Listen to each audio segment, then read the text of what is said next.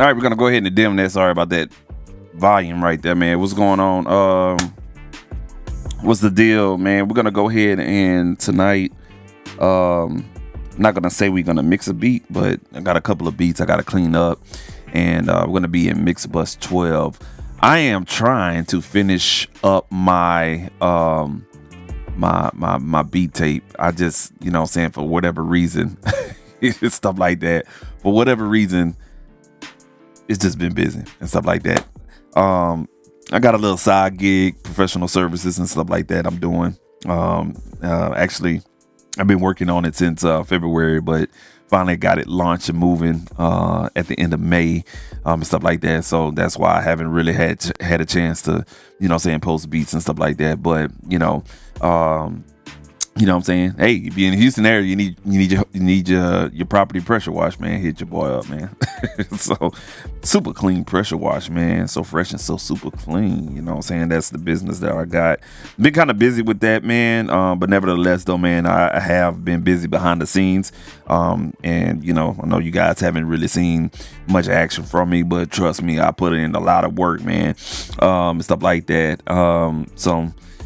School's starting back up. I'm gonna have to tell it back a little bit, which means, you know what I'm saying, I have a little bit more time to do stuff here on YouTube, hopefully, and stuff like that, man. So, man, if you got time to make content and stuff like that, God bless you. You know what I'm saying? And continue doing what you got to do, man. More importantly, man, stay creative out there. But tonight, man, we're gonna be mixing. Well, try to mix. Well, not try to mix. It's already mixed, what you're hearing. But we're gonna see what we could do here in Mixbus. What you're listening to is something I mixed in Reason. It's actually banging, and stuff like that. But I'm gonna try to see what I can perfect in Mixbus and see if I can kind of clean up a couple of instruments that I probably that I wasn't achieving in Reason. We'll take a look at that. Then I got another beat, and I'm try to run through some processes and stuff like that. So just rock with me, man. I'm gonna try to open up the chat, pay attention to it and stuff like that. And yeah, that's basically it. No MPC today. Even though they came out with some cool stuff, man, no MPC today, no production. So if you're interested in mixing, you want to know anything about Mixbus, feel free to drop a comment. And hopefully I can answer your questions, man. If I do venture off and I don't see your comment, don't hold that against me. I'm just putting in some work, man. All right, cool. Let's go ahead and get into Mixbus and see what we got going on, man. Let's go here. Let's take the dim off and let's get started.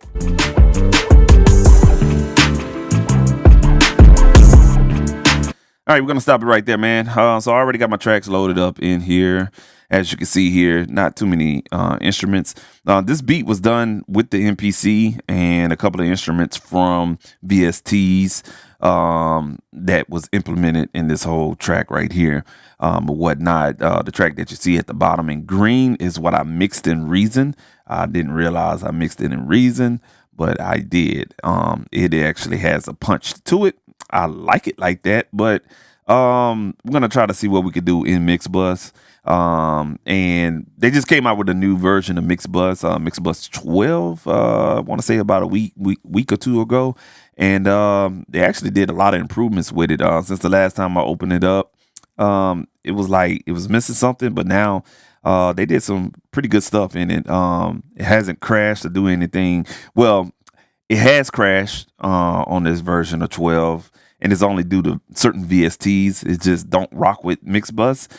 That's probably because, you know, most developers hadn't, you know, fine-toothed it with this particular DAW and what it acts from it, because all the coding and stuff like that. But, you know, it is what it is. They give you everything what you need in Mixbus anyway. So, you know, I use a handful of I stick with certain vendors of plugins in Mixbus anyway, like Plugin Alliance, Slate Digital, SSL, and stuff like that. For some reason, Waves didn't load up. I got to figure that part out. But anyway, we don't have that many track count in here, but I did do the beat fully in MPC, and I think this was standalone mode. So I think the scratches and the guitar and the bass came from BSTs that were recorded via audio track in the MPC. And here are the stems. All right, cool. Let me go on ahead and get my chat window open. All right. What we're gonna do is start out with the drums. We're gonna go ahead and move that up there, and let's see what we got here.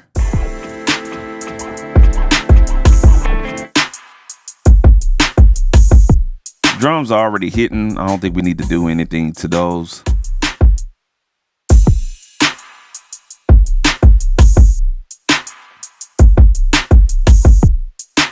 Maybe brighten up the highs just a little bit. So we're gonna change that over to the SSL, the 9000J EQ.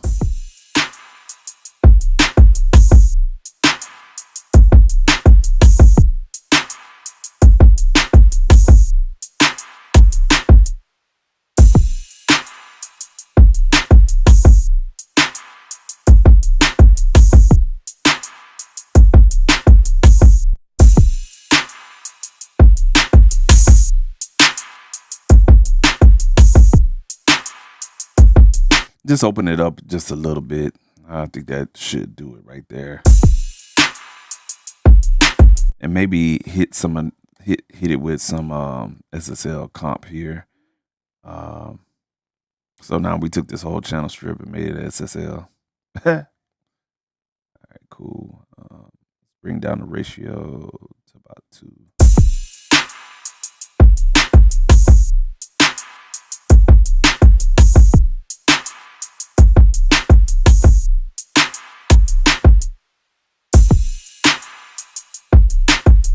So we got a little bit of compression going on.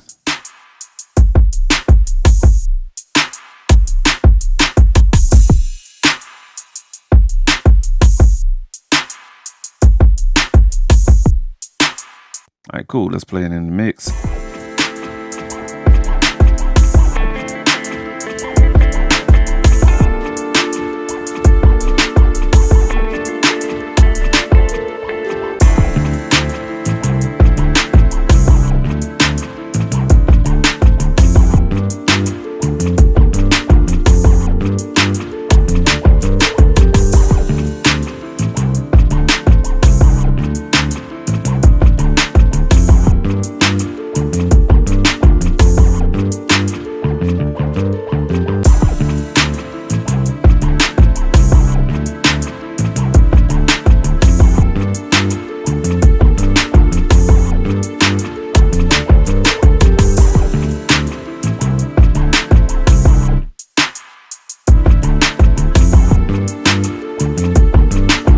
Cool deal. And what I'm gonna do is on my monitor section here on Mixbus, I'm gonna go ahead and pull up this plugin. Hopefully it won't crash on me, because certain plugins it just don't like. So I'm gonna save my session real quick. And let's go ahead and pull up the Liveaxtion Space Replicator. And that's just for my headphones. And for my headphones, and I can, hear what I need to hear. And what we're going to do is find my headphones.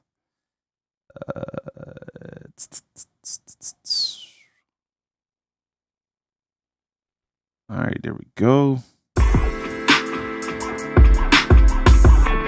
That way we can kind of like get a sense of what's going on in a studio setting. I like the studio because they got, pretty much stuff I have in my studio, stuff like that.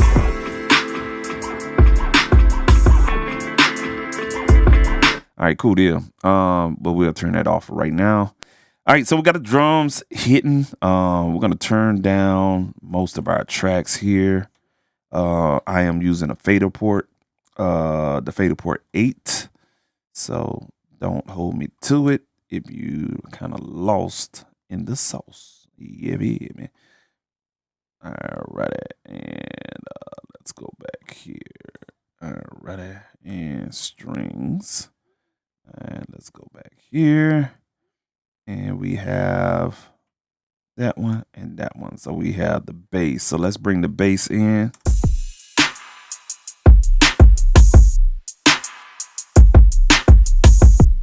Let's actually find the bass. That will be at 9.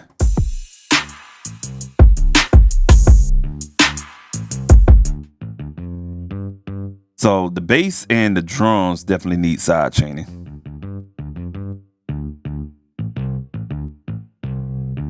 We got some clipping here, so I think I mixed these tracks, so I'm just putting a little sweeten.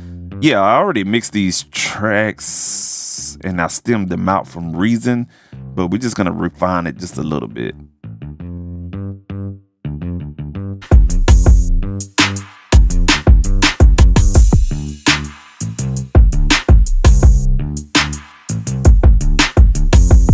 All right, cool.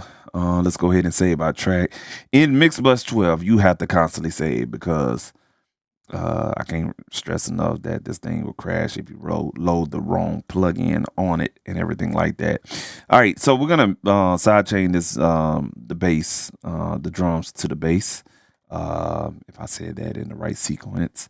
And the way we're gonna achieve that is I'm gonna go ahead and pull up a plugin that I've kind of played around with and know that it works, no problem. And that is going to be the bus comp from IK Multimedia. It just works and stuff like that. So the way you would do sidechaining in Mixbus is basically you have these pinpoints here, or your plugin pin management. You want to click on that, and right here you will see these blue dots here, and you just click the blue dots is basically your sidechain inputs. Your instance in this block here is basically your plugin. So look at it as incoming signal into the plugin and outcoming signal here, and then these blue dots here is going to be your endpoints or your inputs from the source you want to use to sidechain the compressor. So you have to enable the sidechain and then choose what track you want to pull your signal from that will be sidechaining the compressor, if that makes any sense. So we're going to use the R&B drums, and once you choose that, you can see here, and I know that screen is a little bit small, but you can see something in orange here on the drum track, and that's basically a send. And you can put it after the fader or before the fader. If you don't want it, you don't want the fader to affect the final output of the gain, you might want to keep it right above the fader block of the signal chain. That way, you know, any other processing above the sidechain send, you know what I'm saying, you can do everything and whatnot, and that sidechain send is just a split that's going to the fader, and it just splits it off and sends it to the compressor so you can sidechain, if you think of it that way. Now that we have everything set up, we're basically going to be using the drums to sidechain. All right. What we can do is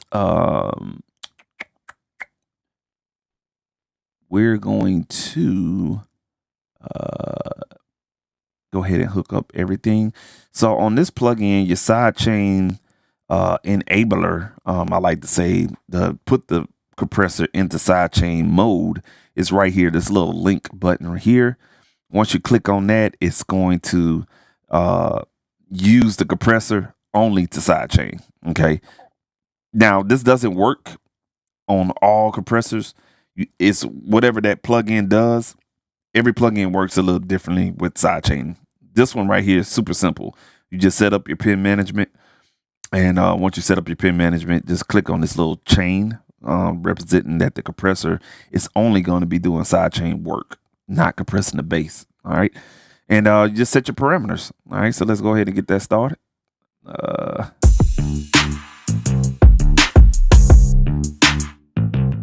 And if we mute the drums, you can see the drum signal coming in here, and that's the drum signal. So the drum signal is just basically compressing the bass.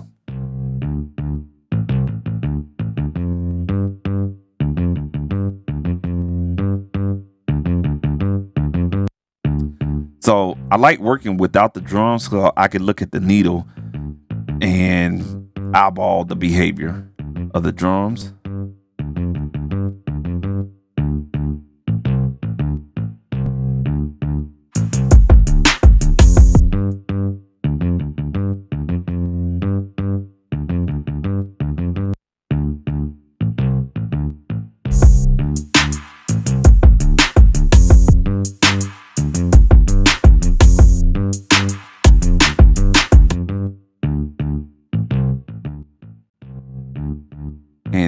can see here, when we bring that threshold back, the drums is compressing that bass. And we don't need no makeup gain on there. So we'll just turn that down. And you can see that's the drums compressing the bass. And then just to hear it in action, just bring the drums back in.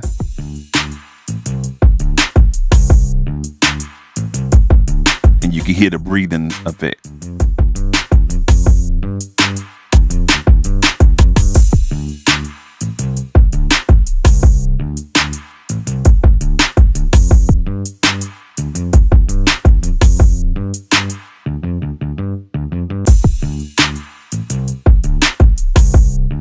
That's basically it.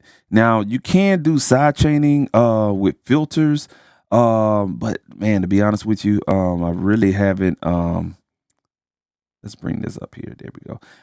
I really haven't seen it on the actual. Let me do something here. Yeah, so it doesn't have the side chain filtering function in here, so you will have to do something like say for instance on this send we could throw a EQ. Let's see here. Let me see if I could try to figure this out. Yeah, you would have to do something funky to side chain this thing. I'm trying to think here. Pin management. Yeah, you have to set it up a certain way. But normally I don't use filters. It's normally the plugin that you use that would have it. What I can do though is save what we got right now and hunt for a plugin that may have that feature, and it may have to be something digital. So let's do this real quick. We'll just turn that off. Yeah, we'll turn that off. Let's hunt for another plugin here and see if they got something. Matter of fact, I know exactly where I'm gonna go.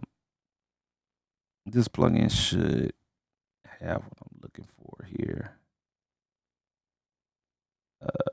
What is that? Shy Audio, and this plugin right here. Let's see here. It doesn't have any filtering options as well. Ain't that a bitch? But you can see how on this plugin it has external sidechain, and that's basically what I was talking about. You know what I'm saying, for as engaging the sidechaining and everything like that. But that one doesn't have it, so we could delete that. Let's try to find another one here.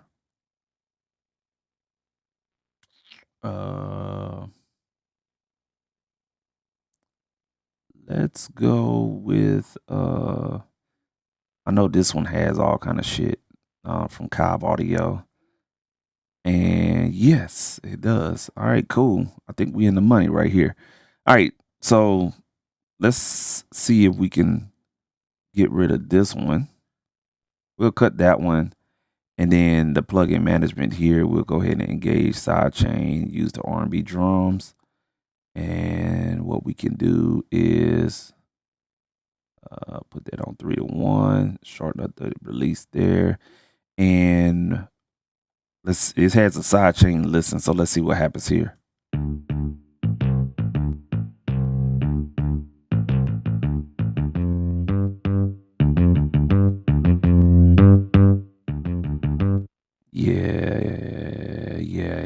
Yeah, this one. Let's see here. Let's see this one. I don't think this is it. Oh, hold on a second, y'all. I think external. Here it is. So on this plugin right here, you see SC. It has an internal sidechain. That way you can, you know what I'm saying, basically whatever bass that you're using, you can kind of, you know, filter out the frequencies, but we want to choose external. And there it is. That's the drums right there. Cool.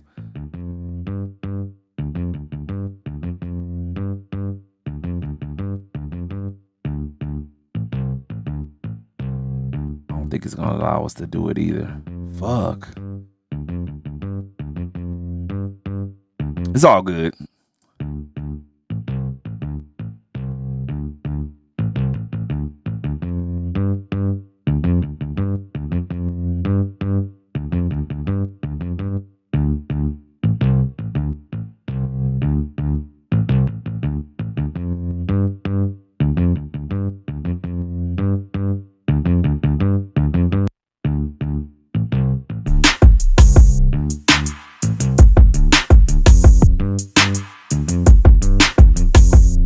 I actually like this one a little bit better.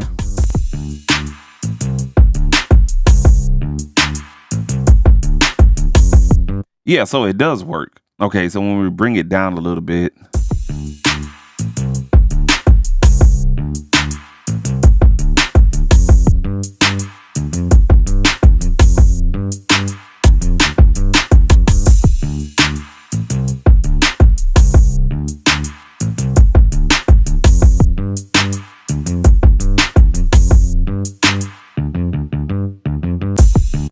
cool. So this one actually does have the built-in filters. You just have to basically find the side chain option on whatever plugin you use, put it on external. Some of them may not say anything, so you just have to read up on that plugin, adjust your parameters as so. You don't want your bass to pump too much, but you kind of want to have a attack and a release timing just right with the drums, and then adjust your makeup as needed. And if you do have built-in sidechain filters, take advantage of those. Try to filter out as much of highs and mids as you possibly can, and just use the kick or the low signals in order, the low frequencies of the signal in order to do the sidechaining. Should be all right. So now we got that achieved.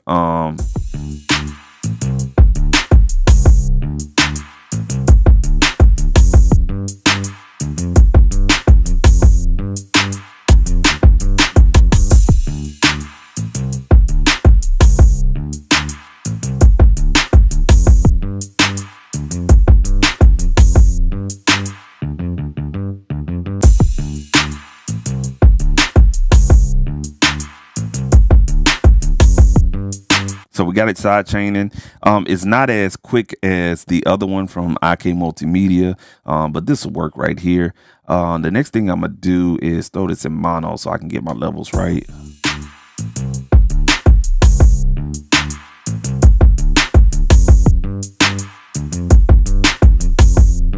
All right, I think we're good.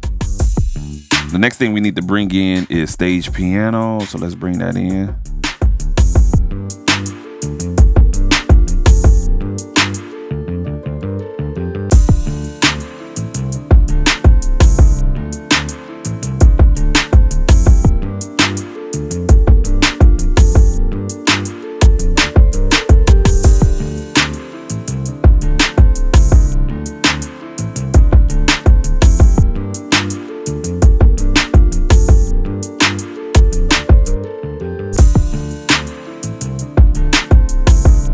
Bring down that bass a little bit.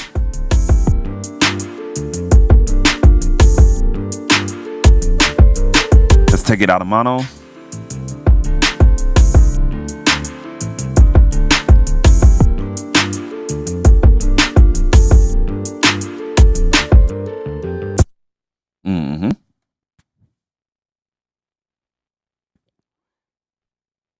Now we have the scratches playing all the way through on here.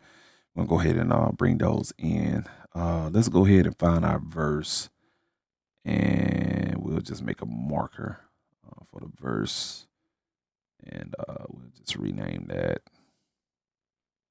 We'll call that verse 1. All right. Let's go ahead and bring the scratches in.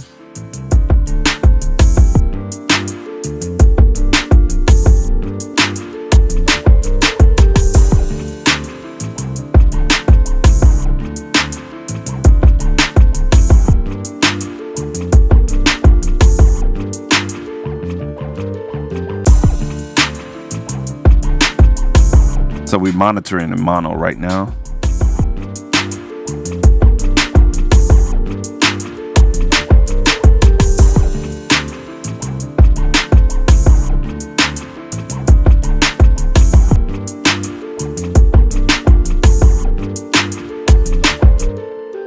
So this stage piano got a little bit of low mids in there. I kind of want to scoop out a little bit. You can kind of hear how it takes over. And it's kind of masking the bass. So let's go ahead and take that, check that out. That's why I go from mono to stereo, so you can hear those things, because you have some frequencies that are overlap and mask other frequencies, and that's where you can kind of catch some of your EQ moves.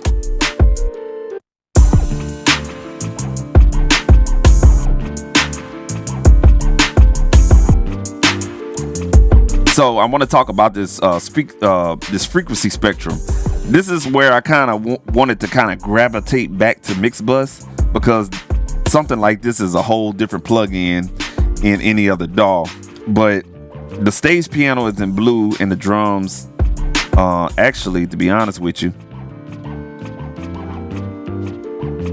we're gonna change the color of this bass track, and you're gonna see what I'm talking about here.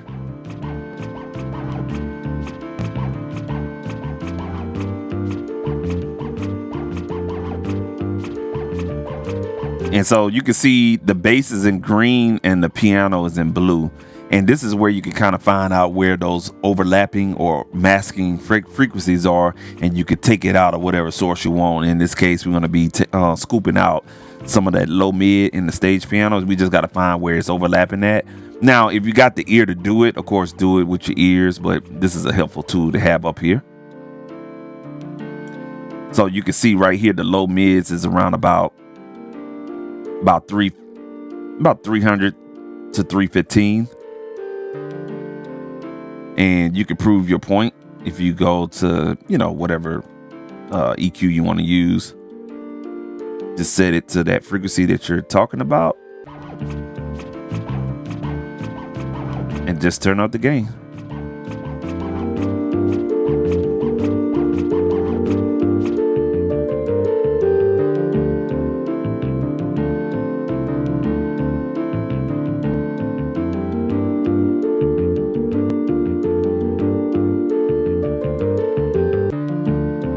About right there.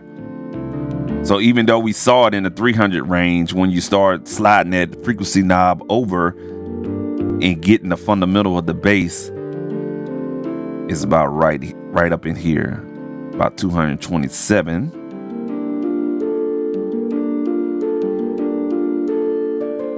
Right there.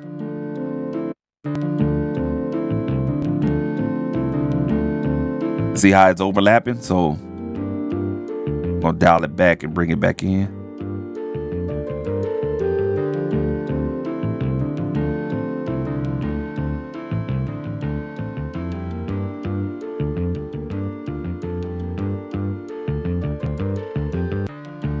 Now that's a little bit too extreme, so we're gonna bring it back up.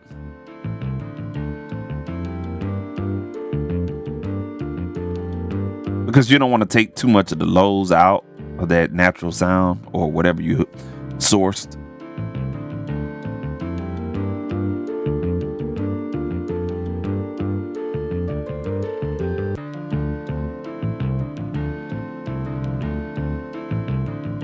That's feel natural right there. Let's bring everything back in.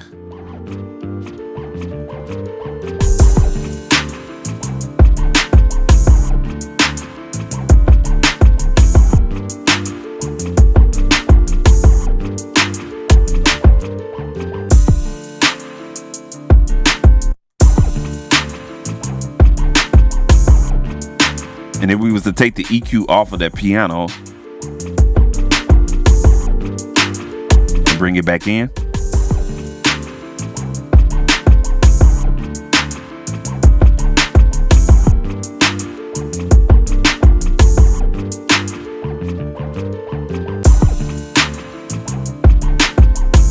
and it's fitting. DL, what's going on? You know I gotta stop the music for you, big dog. What's going on with you, my boy? How you been, man? Hopefully everything's all right, man. Everything jamming and doing what you got to do and stuff like that, man. I've been busy, bro. I miss y'all, man. I miss y'all folk, man. You know what I'm saying? I can see the chat today, man. Yeah, I see it. Oh man, I think the question is, I think they do have a couple of VSTs in there. Correct me if I'm wrong, but I think they got one or two. It ain't that many, and stuff like that. I know a lot of people been asking about like VSTs and MIDI support and stuff like that. I think they haven't really leaned more on the production side of things just yet. They've been opening other things up, like multi-channel out support for different VSTs and stuff like that. But far as it being something like Studio One, where it's a DAW and a production tool, I think they're trying to teeter the line of a production tool and a mixing tool at the same time. But I think their primary focus is mixing first, and then adding production features in there later on. But I think they do have a couple of situations in there. I'm not for certain. Don't quote me on it, but I think they do and stuff like that, man. Yeah. Yes, sir. Yes, sir. Likewise, man. Nice to see y'all folks in the building, bro. Yeah, I'm trying to get on Mixbus, man.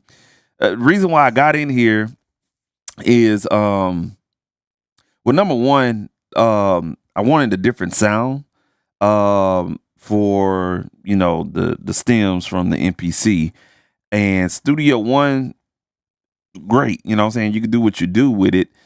At the end of the day, they say you can't hear the difference in different DAWs, and you kind of can and stuff like that. Mixbus is really good. It sounds really good when you do it the right way and follow the the ideology of console mixing and stuff like that. And but the last two updates of Studio Pro, I've been having some weird shit in it I never had before, like when you use the external send, that's the pipeline audio and stuff like that. It's been doing some weird stuff, some weird popping and clicking with my interface. I'm in 828. I'm in 828. I have the 828. I don't have no issues with it in any other DAW, but I'm starting to have it in Studio Pro. I already feel some type of way about that Fender company, and they're starting to prove me right. They don't know what the fuck they're doing. You know what I'm saying? Like, they don't know what they're doing. I think they don't know what to do with the DAW. You know what I'm saying? So I kind of, played around with Mixbus, and they have improved a lot and stuff like that, with the help of SSL being owned by them, and also being owned from the other conglomerate that owns Slate Digital and all that other stuff.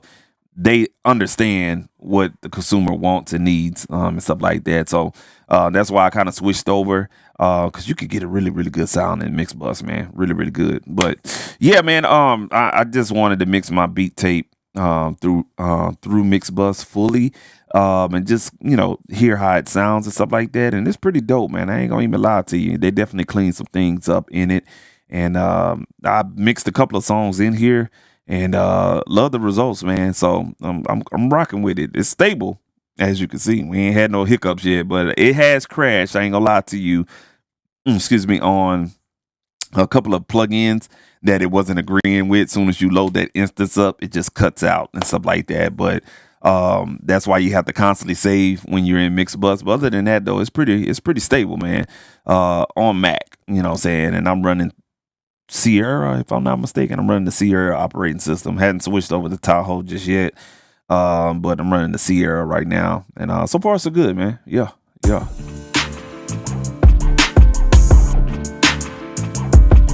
Just trying to get the piano and the bass balance.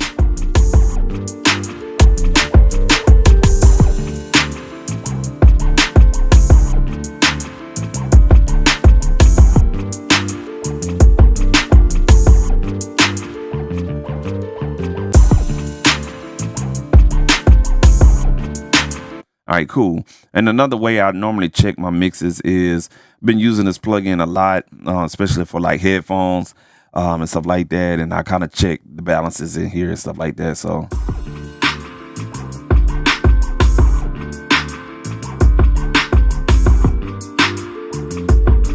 and another space I like going to in this plugin is the Vienna Synchron Stage B room.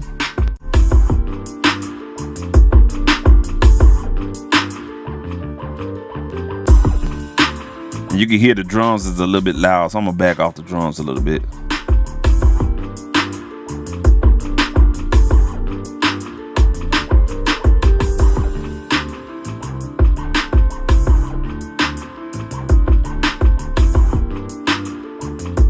Yeah, that's riding right there.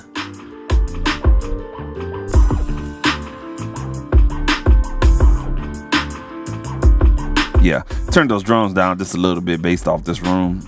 Let's go ahead and turn the plug-in off.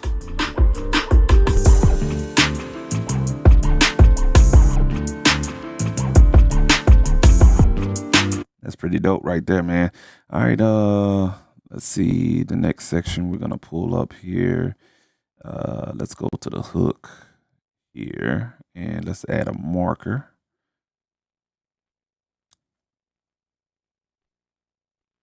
All right.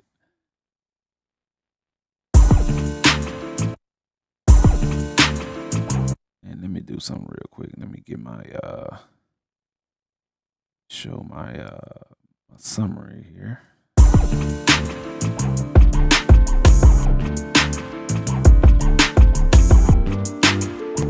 Let's bring in the strings.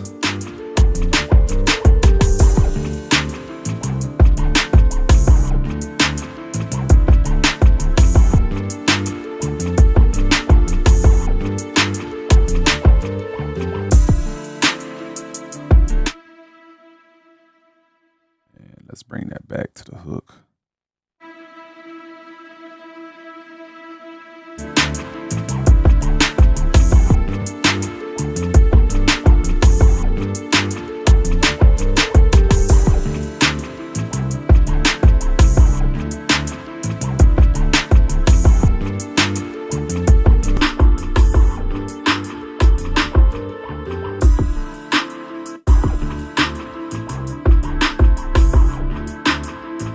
So we got the right mid-range on those strings. However, it ain't enough highs for me. So let's go ahead and bring that in.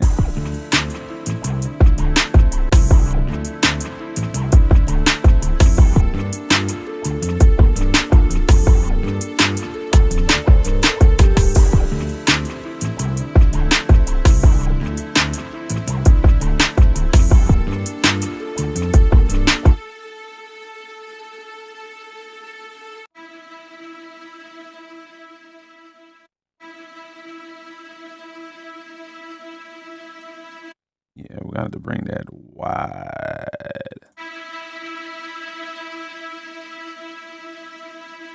Right there.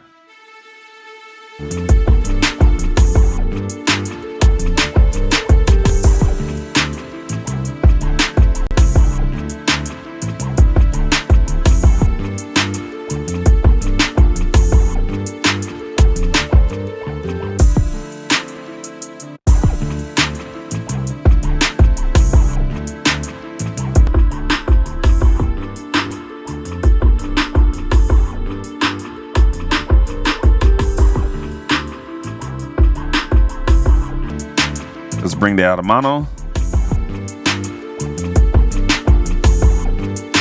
Bring the sax in. Stop that there.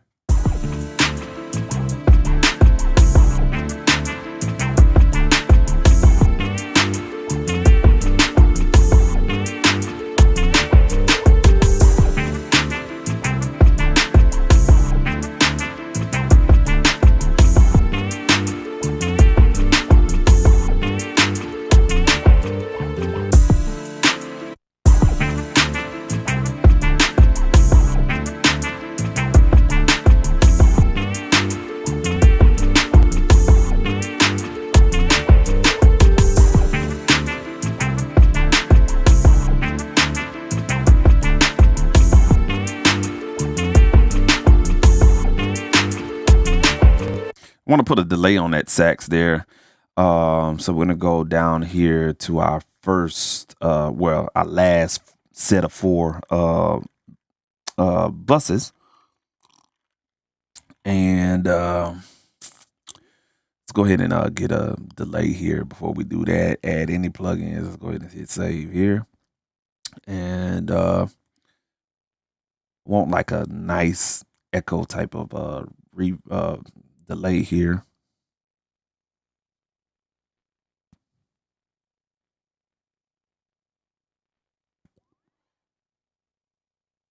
Let's see here. Trying to think. Let's go with the SSL. Let's go with the what that is, the motherfucking what's that delay name? X delay. There we go. We'll go ahead and put that on there. Only because this track has a 90s vibe. I want to kind of keep it SSL-ish and stuff like that. So yeah. Let's see here. Have I tried Disco Strings VST by Sound Paint? Never heard of them, bro. Never heard of them. I'm gonna have to research them. Yes, sir. I'm always good for some sounds, man. But I haven't heard of them. The sax. I think on this sax, I use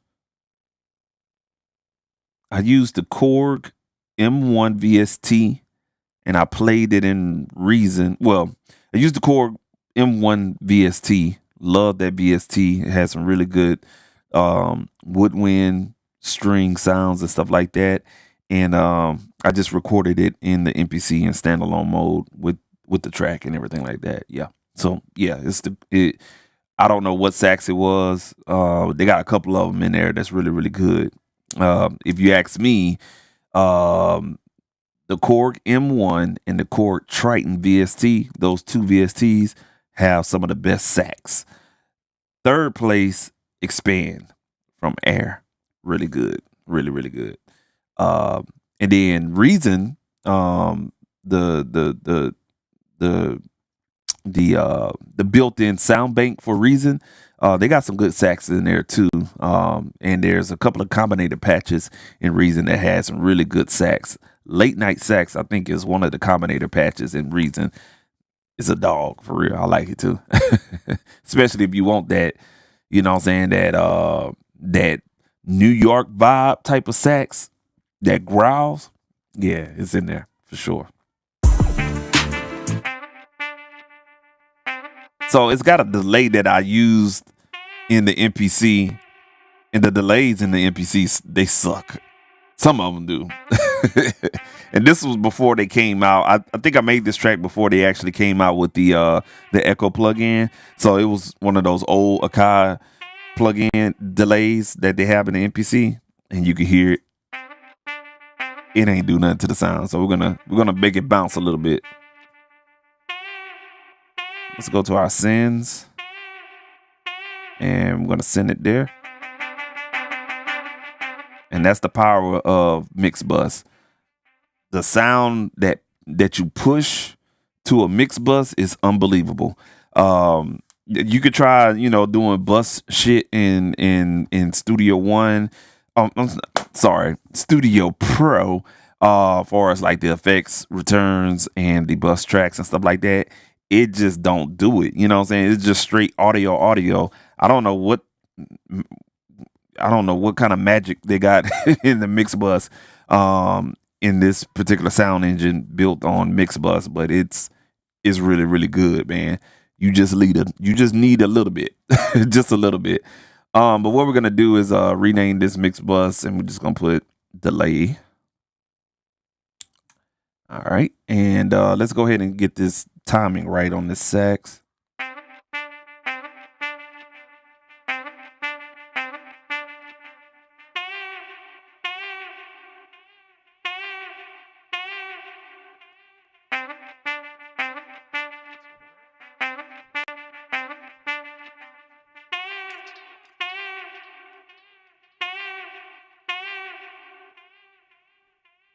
Let's play that back.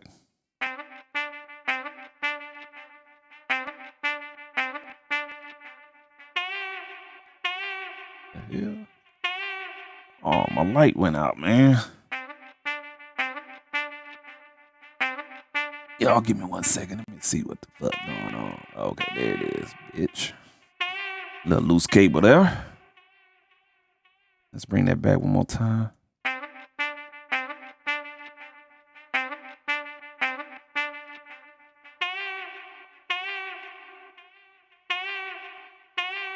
So with this plugin right here, I noticed something. When you load this plugin up, they have this modulation at 50%, and it won't sound good. You have to turn that modulation down a little bit. I don't know why they have that like that, but it's a default. So if you do use this plugin, create your default preset and call it a day.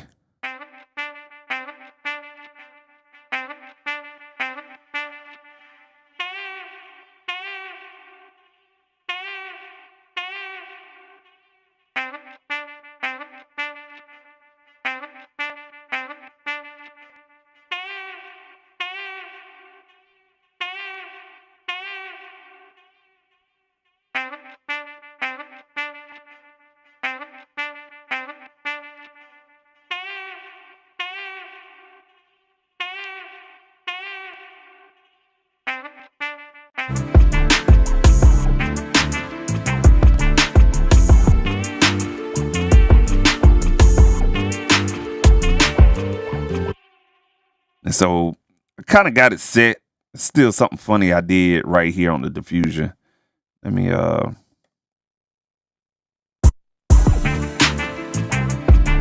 yeah, I had that diffusion up. I don't like that.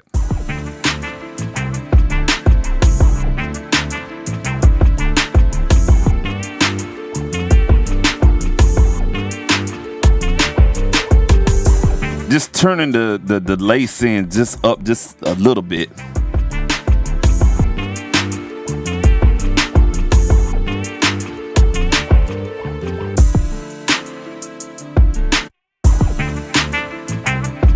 Ooh.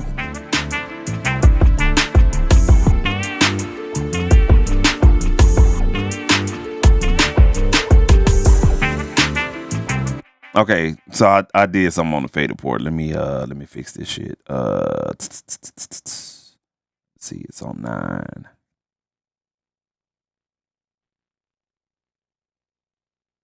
Fuck nigga, man. Goddamn.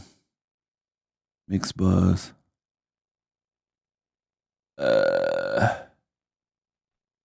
Crap.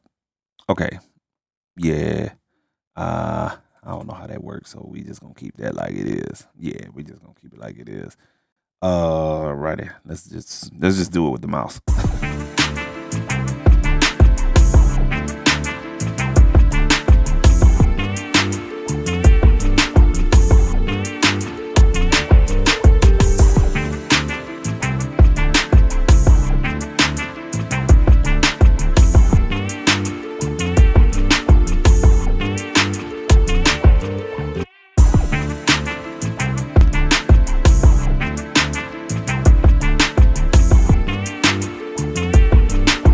There we go.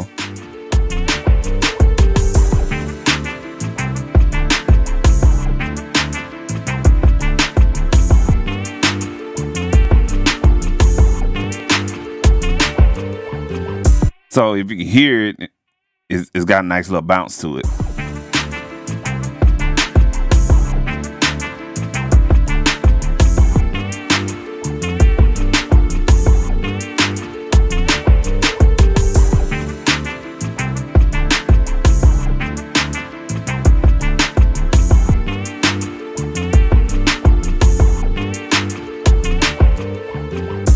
Cool. I like it. Shit. All right. The next thing we're gonna do is we got one more track, man, to be honest with you, and that's the guitar. So let's bring that in now.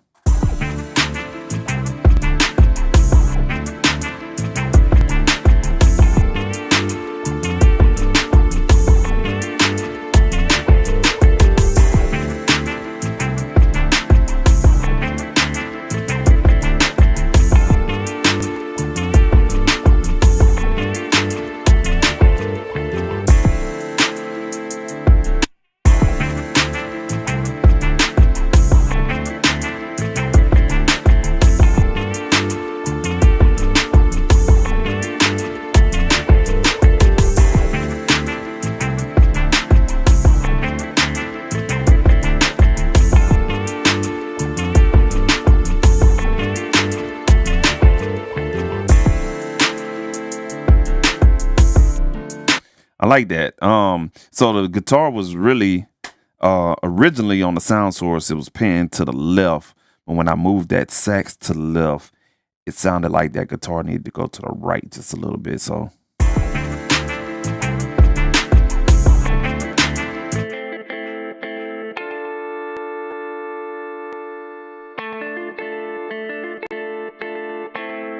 this needs a little bit of clean gain.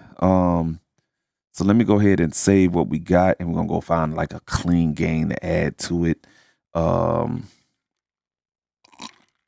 think I'm gonna add a plugin. We need some clean gain. Let's we'll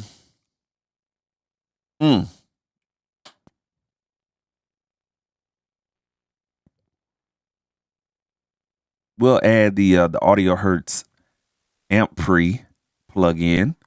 We're going to turn the noise off, because what you're hearing is the noise that's by way of the effect of this particular plugin based on what it's modeled after. And that's a tape machine preamp. So we're just going to turn the noise off. All right. And we could just turn up that gain. Matter of fact, let's reset this shit. Let's take the auto off. Put the playback level there.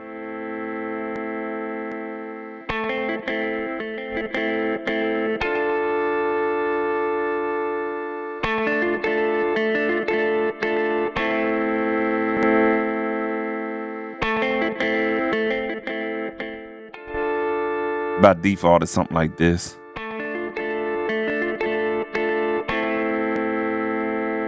And so when I'm using like plug-in preamps, I'm pushing it to a point where I'm hearing frequencies that I haven't heard in the sound source before.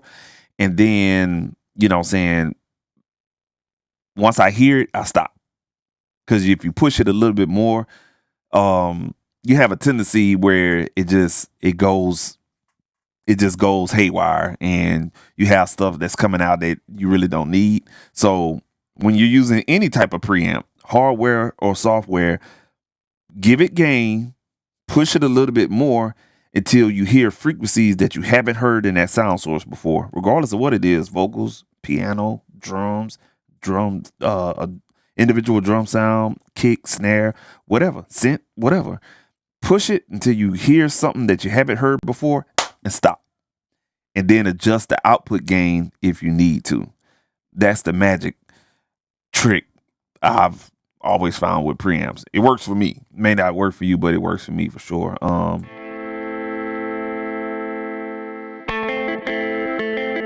I'm gonna push the playback level up just a little bit. That way we're touching about -12 on both sides of the meter, left and right.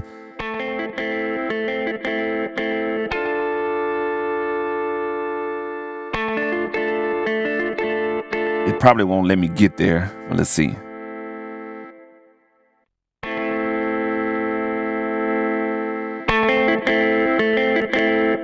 There we go. All right, cool. We got enough headroom, as you can see on the meters. So all we need to do is just turn that fader down. I'm gonna put that in mono and bring it back in.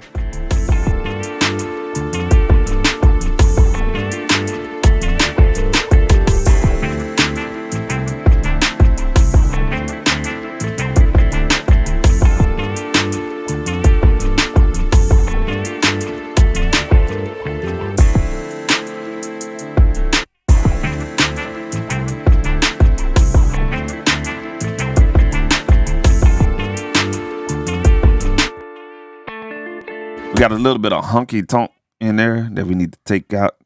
So we just use the Harrison EQs here.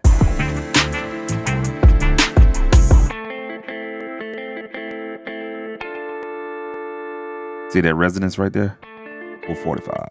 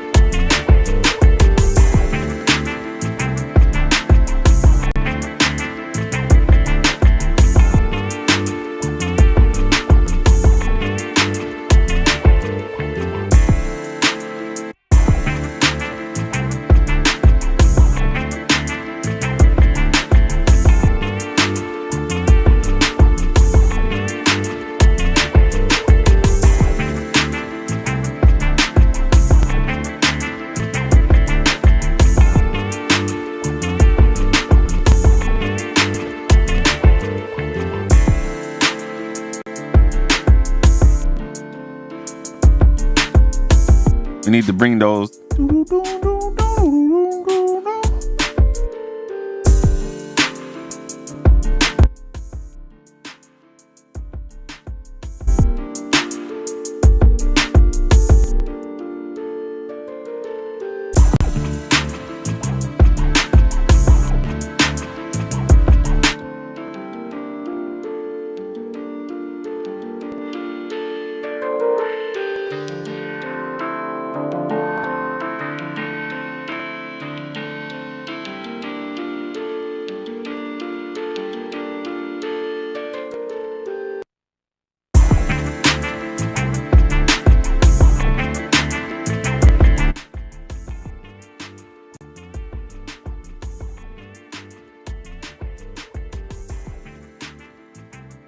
So I like to do EQ curves and dim because your ear is straining to hear those frequencies.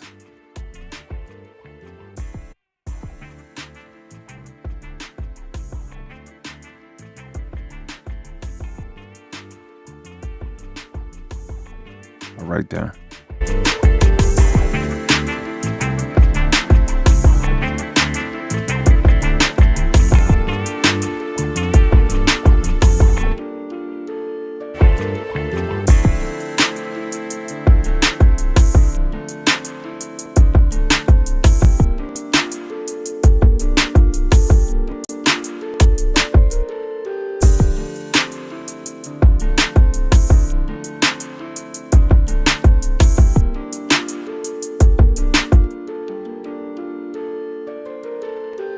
I'm gonna take some of those lows out.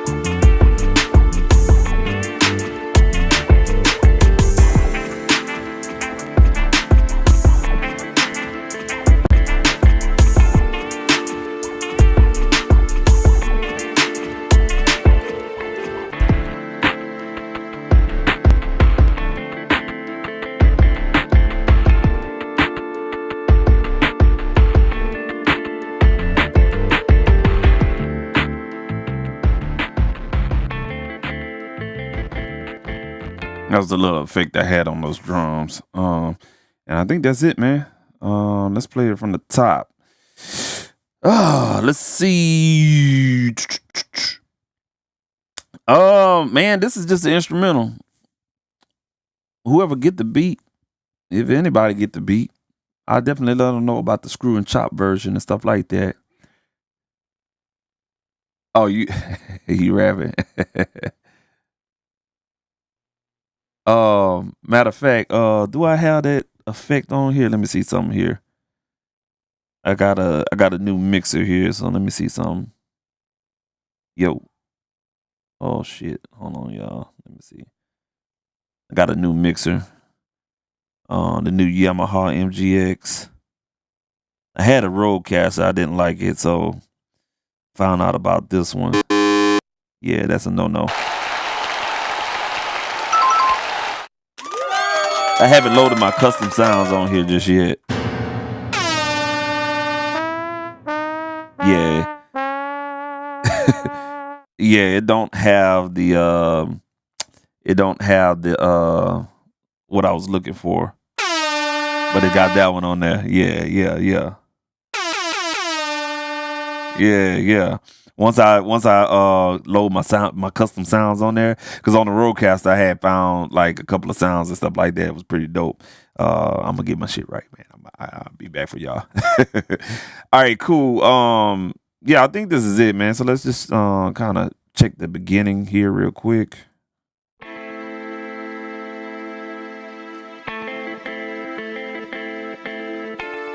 You said it need a top end sheen. Let's see here. It just need that top end sheen of a reverb and delay mix. Nah, you right. That's why we're about to listen to it right now.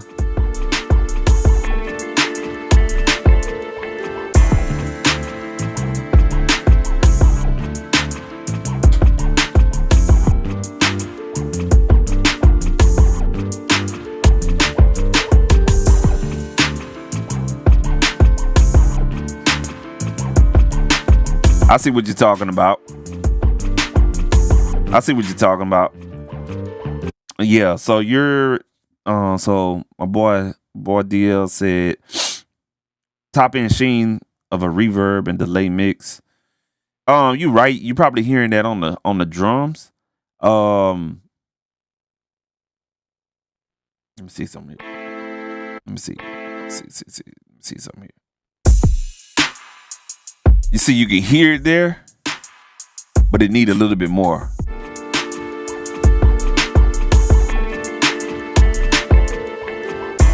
So let's do it. Let's do it. Let's save our shit. All right, so top end sheen, right? So what we're going to do is we got to get a reverb, of course. Trying to think what reverb. I need something a little bit more modern.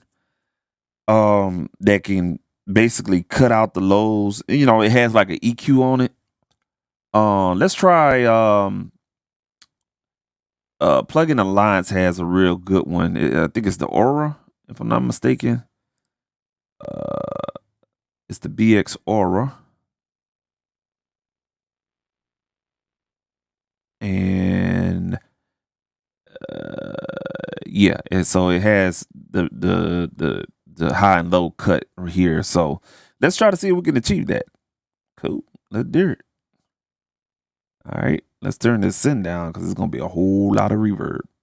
And let's find a algorithm that would be cool. Let's do room. Let's try room.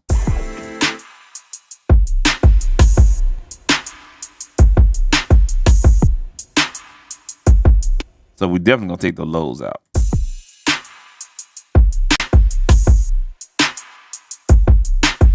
The default preset is just fine. So let's use our analyzer here.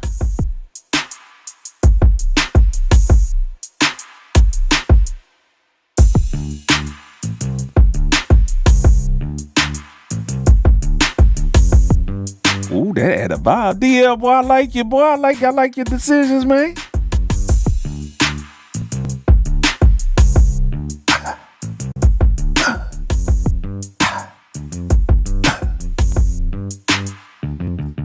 It's a good one. It's a good one. I like that.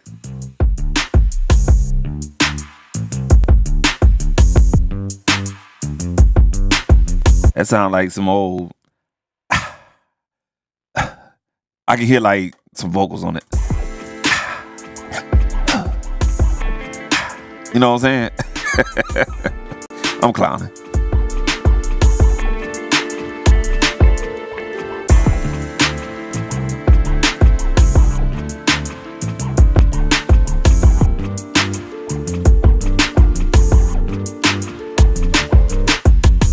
So I gotta be careful with that because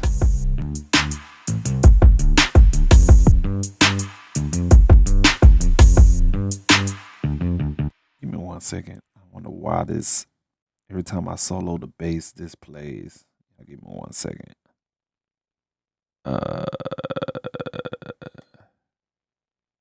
There we go.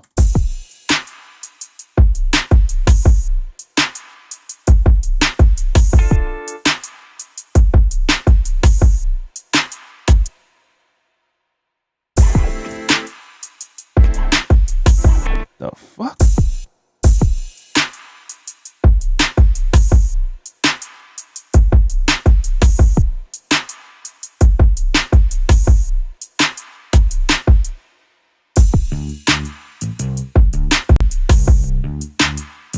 So I'm looking at the I don't know why my solo buttons is acting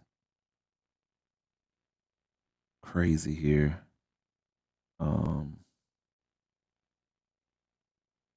That's wild right there.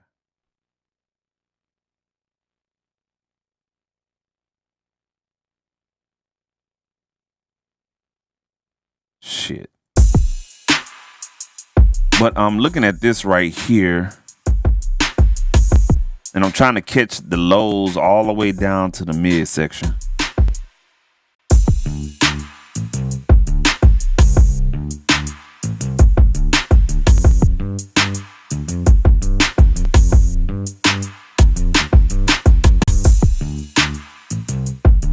there. And we don't even have this at 100%. Let me crank this mix up at 100% and bring down the reverb send.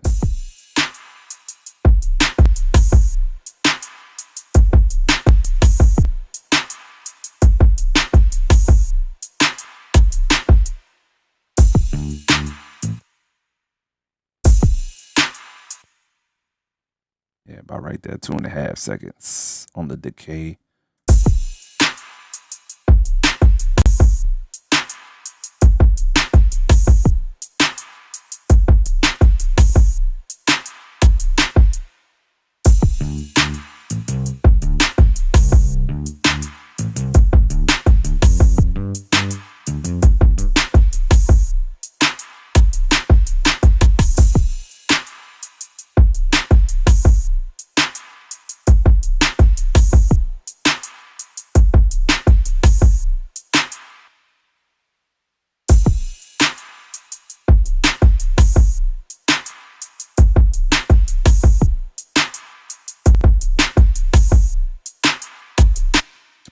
Yeah, good call, dear.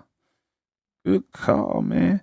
Yeah, that R, man, it's a pretty good reverb. When it first came out with it, I hadn't really had time to spend with it, but the times I do load it up, I load it up pretty regularly. It's the Aura and it's the delay one that they have too. They two pretty good processors, man. Brainworks, man. Hey, Dirk Ulrich, he bought back the company. That mean that coding about to get right, man. It was something off with it, but the man about to get that coding right and plug in the lines, about to get back on track, man, for sure. I'm telling y'all, man. But anyway, man. I like that, bro. I like that. Let me see here. The crunch. I was gonna fix that. So let's go ahead and fix that really. Mm-hmm.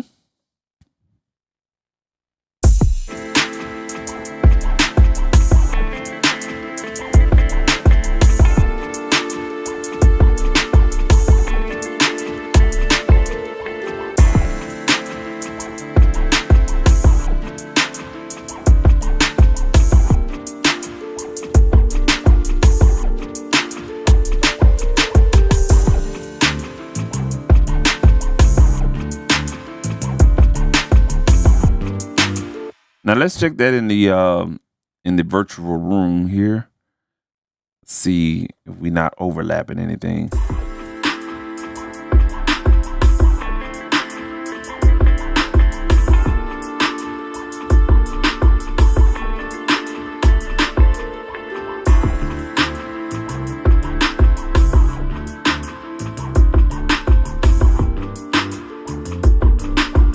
And just for a safety measure, what I'm gonna do on that on this reverb return track is to we're gonna use the EQ section and we're gonna roll off at 500. That way we don't get no low end. Let's say we don't get no low end getting to the reverb itself, even though the reverb has a high pass filter. We're going to use the high pass filter on this return track as well. That way the low is already cut out before it actually hit the reverb. That makes any sense. So let's see if it cleans it up on that low end just a little bit, because I can hear a little bit of reverb on that top end of that low end. Let's see. Let's check it out.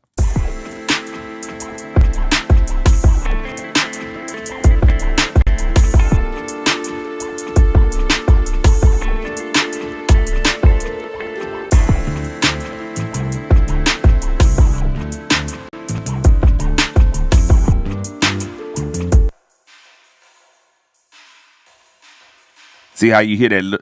So I took the high pass filter, turned it off. You see, hear that low end?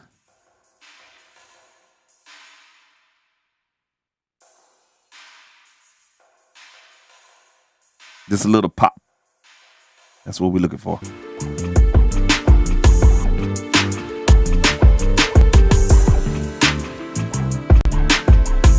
Cool. And let's fix the crunch. Lit Kiki record from way back. Oh, got to be a G to the day that I died. Oh, okay. Yeah. You right. You sure is right. I haven't thought about that. Yeah, you're right. Yeah. Yeah, I saw that today, man. Yeah, they got the plugin for free. Yeah, the creator of Glitch 2, man, which was at the time Glitch 2 and Looperator. No, it was Glitch 2 first. It was another plugin and Looperator.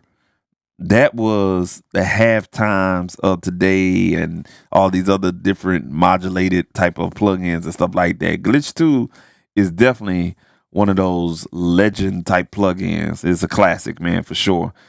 Yeah, man. Yeah. I'm thinking about getting it. I don't want to get it and I don't use it, but I might take advantage of it because if it's not out there anymore, you may not be able to get it anymore for sure. Let's go and get this crunching. I think we're done with this mix. It's done, but I gotta check it on my speakers and stuff like that. Even though we use the virtual room and stuff like that, I still gotta check it on the speakers. But we after this right here, we'll be done.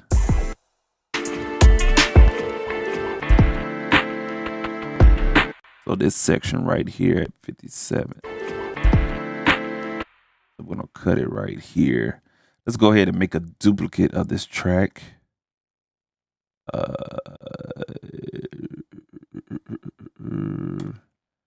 right, we got a duplicate here. And what we're gonna do is get a cut tool here. And I'm gonna go ahead and cut out this part and that part. All right, so we basically got a duplicate track. I can process this totally different here and ease that crunch just a little bit. It is kind of crunchy right there. So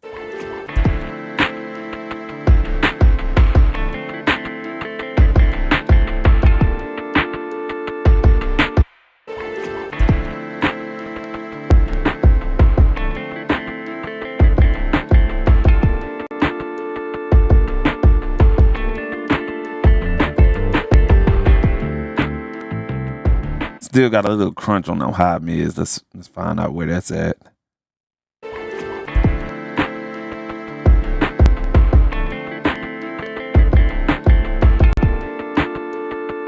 About right there in the 1,000 range. In the 1,000 range.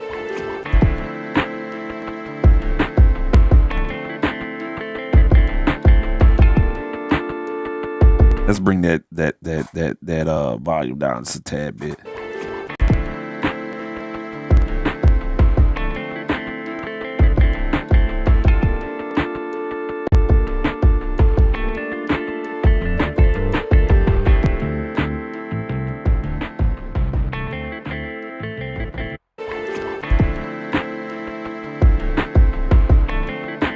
And we're gonna roll off that low end.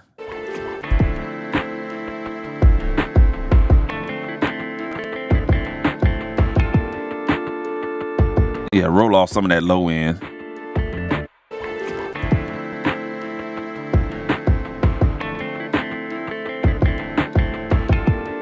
Yeah, there we go.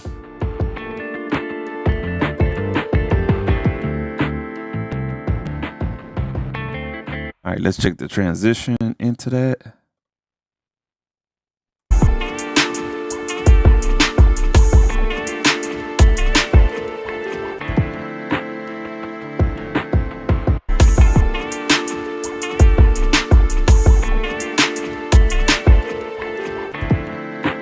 I'm gonna put a fade on that right there. So that happened in on the MPC. I had made that beat when I first got on the MPC, so it was, I didn't know what the fuck I was doing.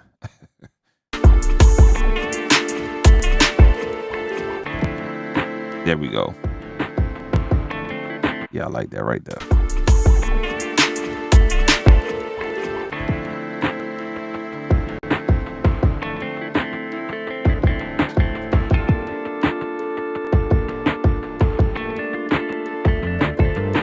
Cool. Let's go ahead and compare this to what I did in Reason. The mix I got in Reason. So we'll take this green track here at the bottom. This is what I got into Reason, mixed in Reason.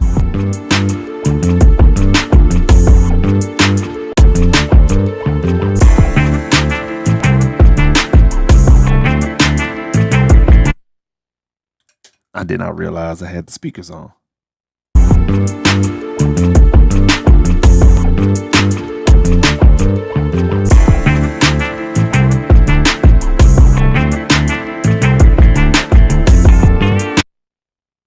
It was good, but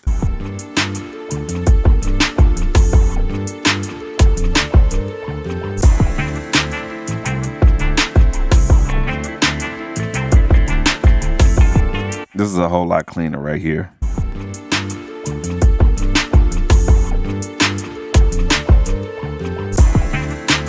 All right, cool. This one is done.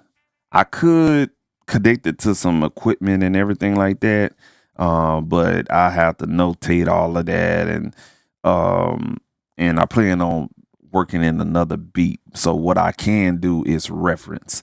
Normally what I've been doing with my beats is running it through my vitalizer, which is over here. Let me see if I can pull it up. Been running into my vitalizer, and then I run a separate insert into the bus comp, and then the vitalizer. So the SPL vitalizer acts as a EQ, even though it's like a harmonic EQ, if you want to look at it that way. Really good for the 2 bus, but you can put it on anything.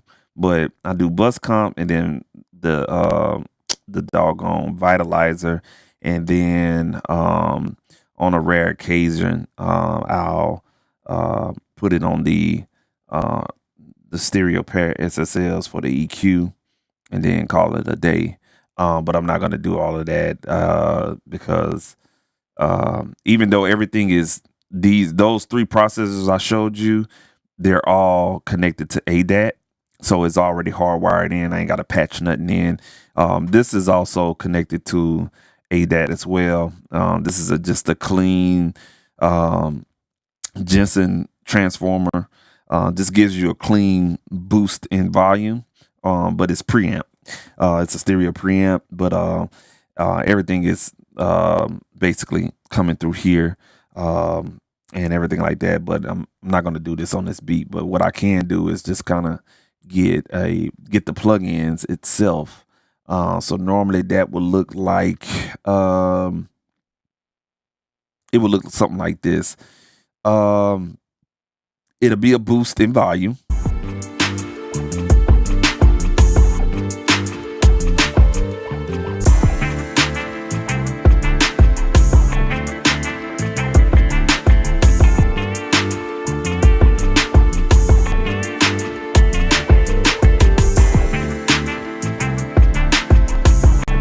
So I'll boost it right here at the red part of the cat meter right here in Mixbus. So I pushed it just a little bit. I think I did.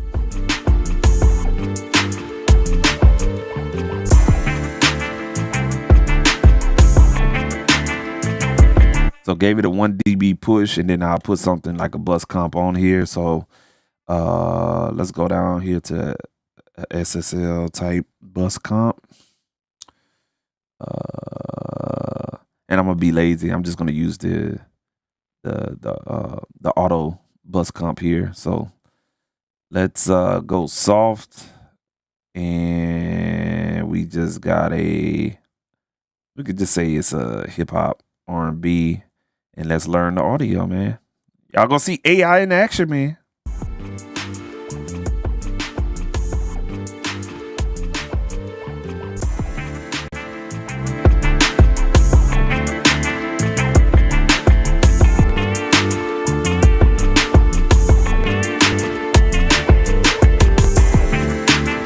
So I definitely won't have the threshold that high, but instead of hitting around -6 on the gain reduction, let's bring it down.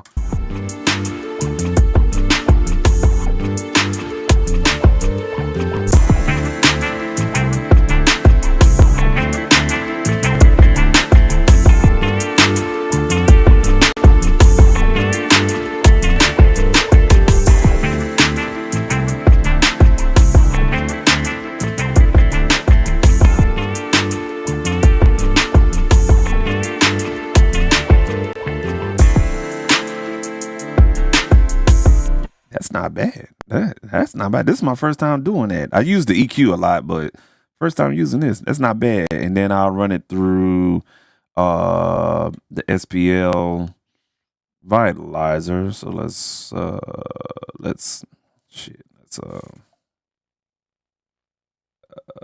you at, my boy?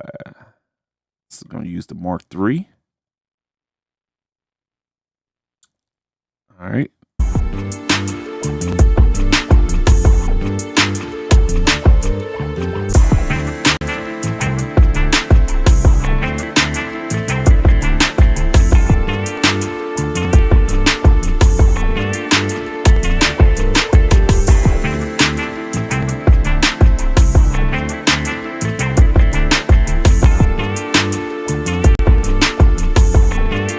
See, the only thing about this thing is the drive knob doesn't overload. You have to really push volume through there. So I'm pushing it, but it's not doing anything.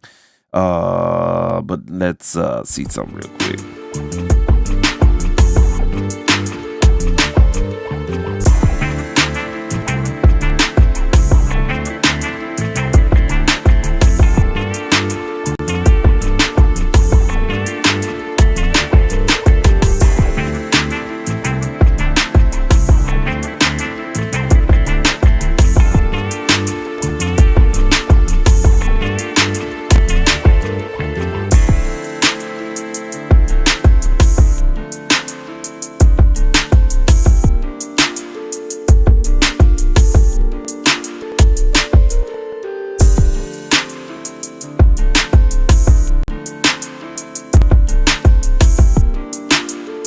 So it'll be something like that.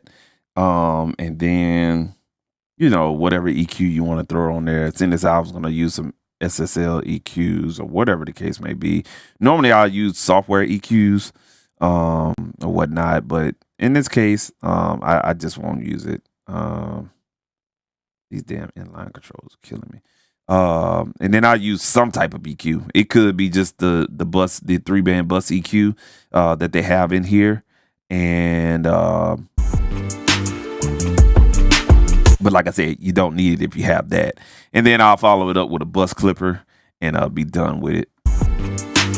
So the bus clipper that I've been using as of lately, because Waves is not in here, is this one from Slate Digital, man.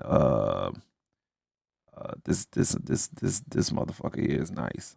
I like it. I've used it on a couple of beats and mixes and stuff like that, and it's pretty goddamn dope. Where you at? Where you at, my boy? There you go. This one right here is this is nice. I ain't gonna lie to you.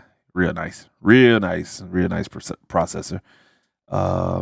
Normally I'll do a soft clip at 2 dB and then adjust it to get, not hard, but not soft, what I'm saying? Somewhere in between, and bring that gain down, and I'll just adjust the gain like that.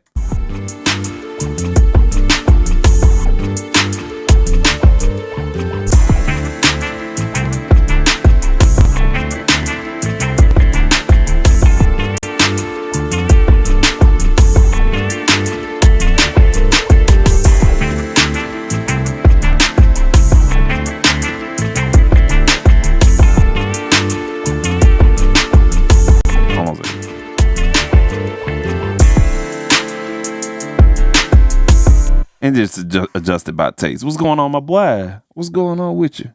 You opened this? Yes, sir. I got you, my boy. Opened up the peaches, the mixed fruit. You hear me? Oh, my goodness. It squirted on me, my boy. Ugh. Hey, bring me a napkin real quick, my boy. I appreciate you. Never a dull day. Never a dull day.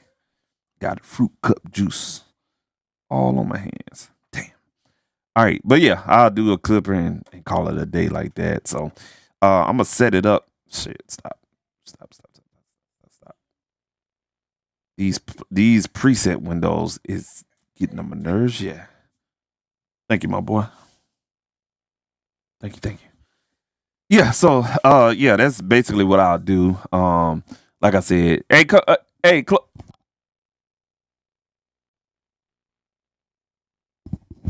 sorry about that. But yeah, the EQ, like I said, if it does need EQ, it just really it's really a um it's really just by choice and what the beat is calling for. Another plugin I would use is the BB Sonic Maximizer. I'll utilize that on the beat if it calls for it and stuff like that. Another clipper I use is Standard Clip and Orange Clip from the same people that make Gold Clip, but I use the Orange Clip and stuff like that, and I use that one right there. So this beat is pretty much where it needs to be at. We're gonna go ahead and save that. We're gonna get out of there, and I'm gonna open up my other one. And I do want to run this through processors because it's basically mixed. I played around with it the other day, so kind of want to see where I'm at with this one right here. This is another one that's gonna be on my beat tape here.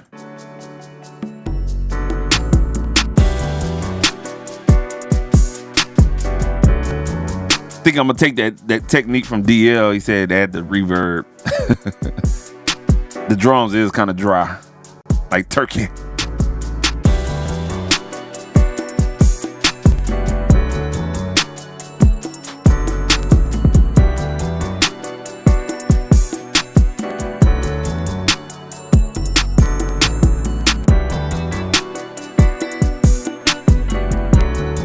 Oh, I had a lot of work to do in here. So I've been struggling with these drums, especially this addictive drummer stem. It's just basically overheads.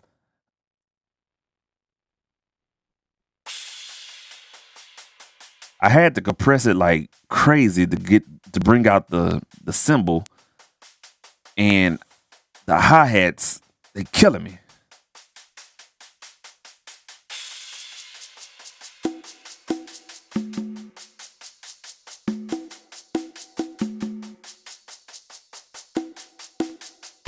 Now it sounds fine, but then when you bring these other drums in here, it just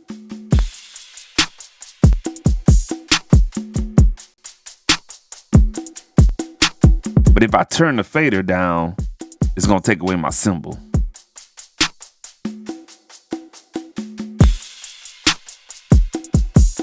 So what I may have to do is put a dynamic EQ on there, which I didn't get a chance to because when I was mixing this, of course, just be on daddy duty, husband duty, calling my name. Can you do this?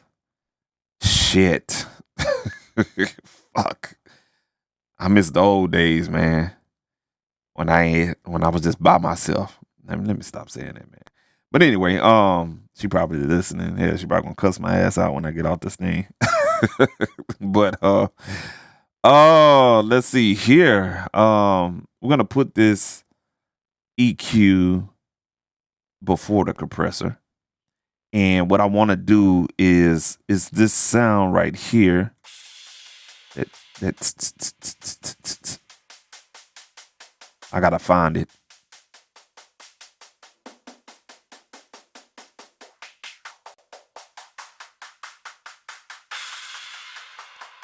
It's right there, and it's mixed in with that damn cymbal.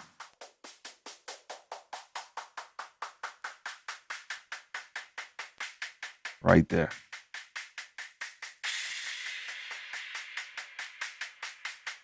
That's it on the Q. But when I make it narrow,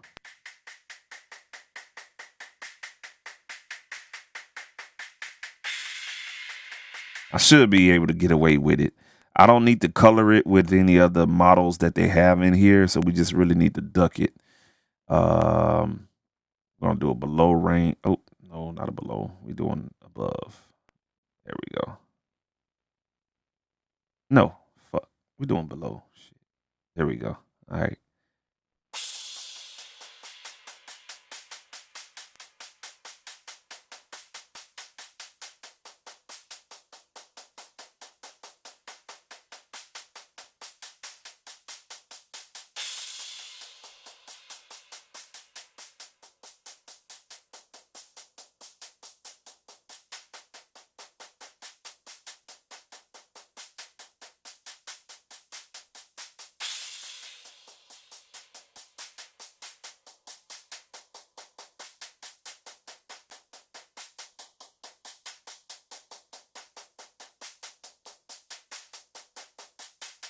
All right, let's play that back, see what we got.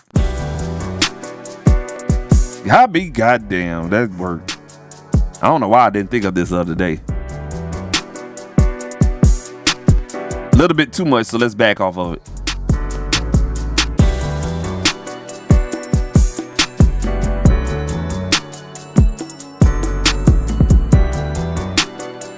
So we just got to get the attack and the release right.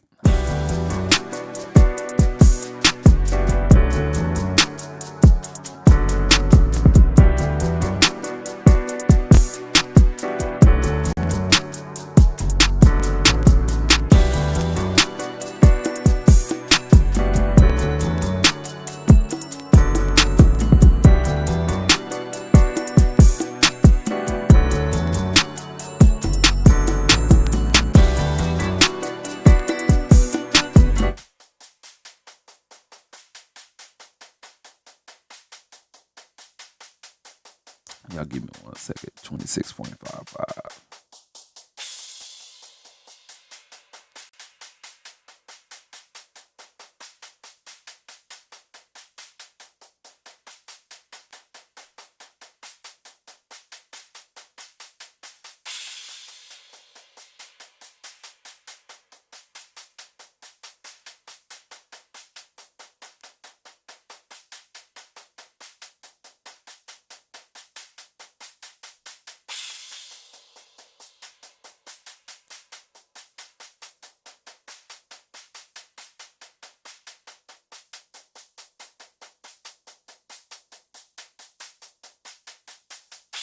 That bad boy all over the place. Man, it's got...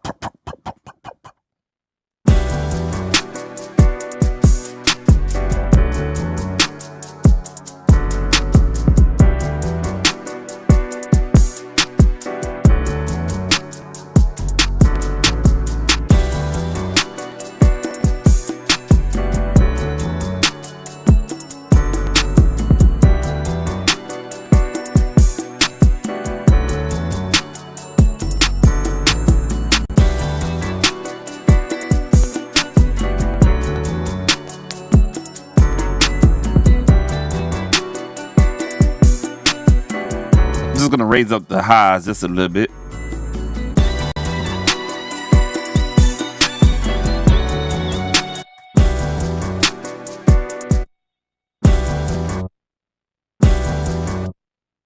So I'll get a high shelf. You bitch.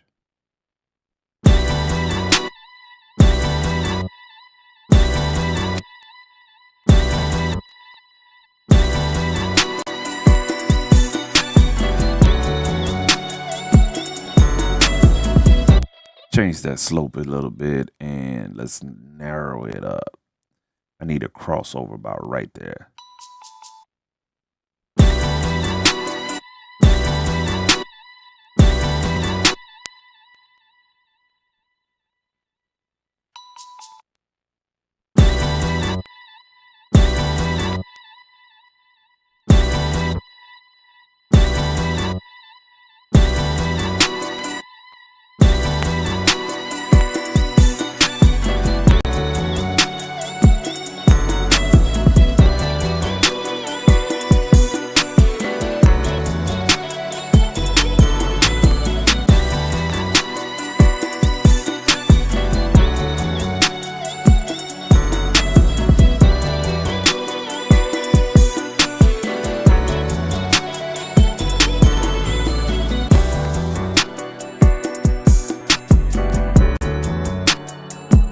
I'm gonna fly through this one right here.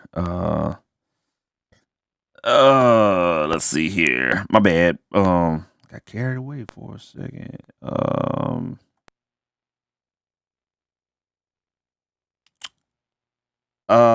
I'm sorry. You was talking about Big Crusher on that drum loop on the last session. I used the tape effect that they have on the MPC. I used that. It was a kind of like it was some type of saturated type of feature that was on the tape, the tape plug-in. So I used that. And,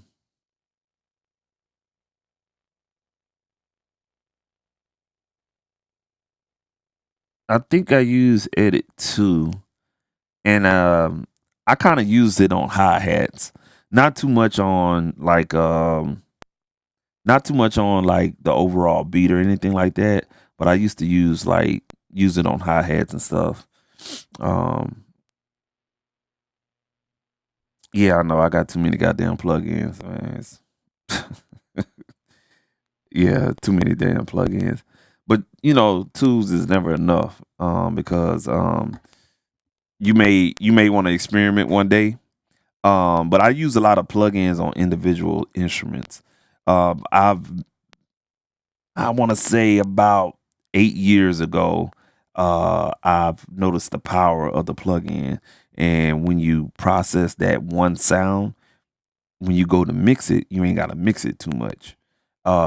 Because I've noticed for myself, when I was really getting down about 10 years ago and stuff like that, I was over mixing and stuff like that, especially my own beats and other people's beats.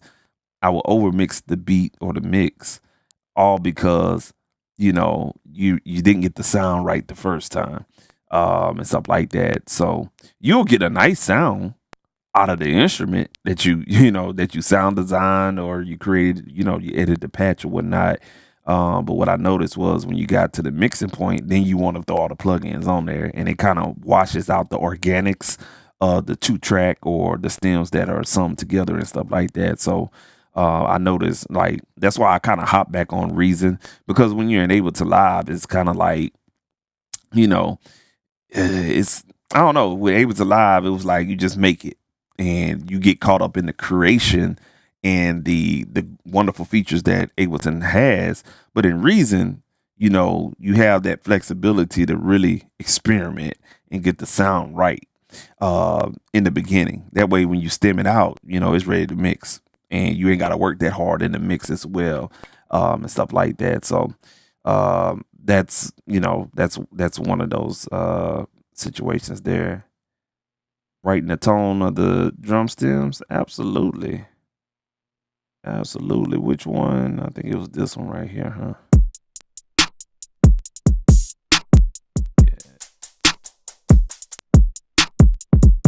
Yeah, let's see. I already got a high EQ on there, but I didn't want that. Let me see. Let's see something. Do I have all this? I think I got those drums bust. No, I don't. That was from the other beat. You see that hi-hat, if I brighten it up even more, it's gonna pierce through. That's gonna pierce through your speakers. And let me get my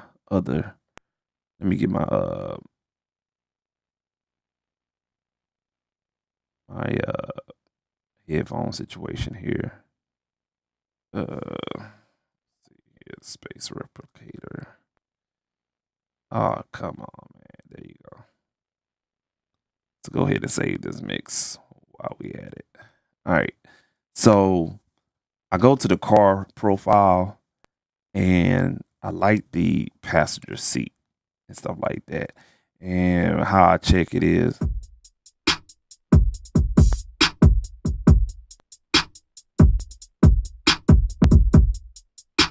oh shit. This is how I know I got too much highs.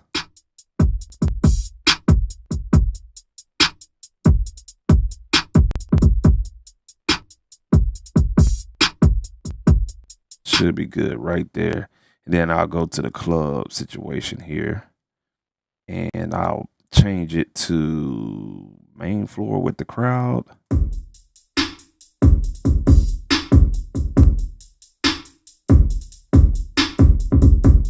And then let's mix that in with that.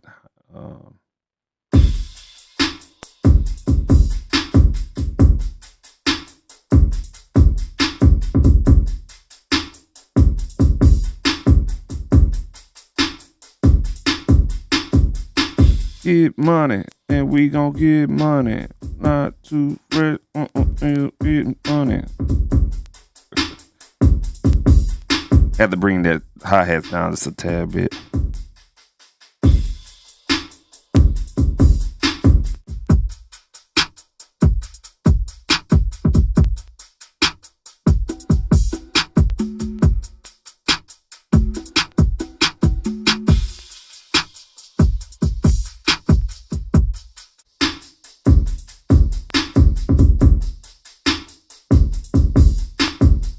All right, let's turn that off. Let's see how that sounds in true stereo.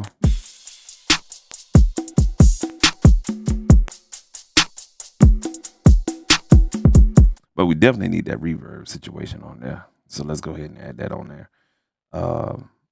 Good catch, man.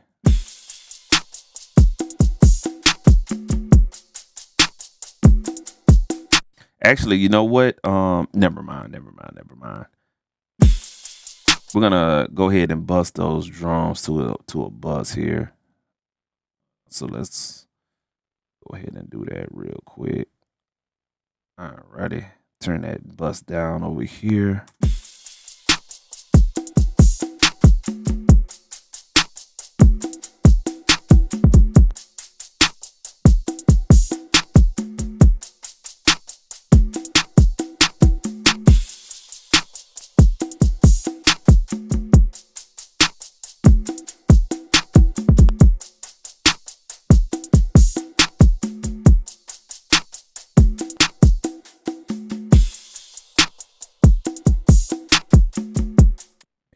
Let's take that off there.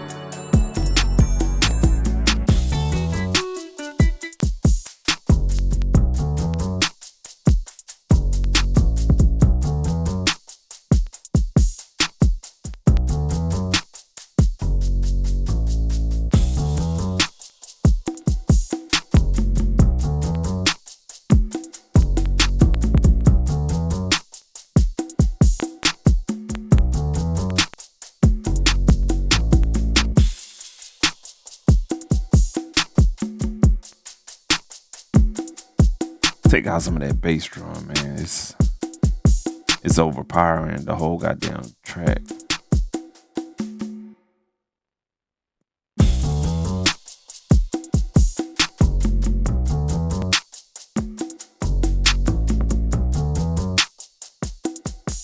So I just basically turned down the low shelf so I can get my snare sitting right.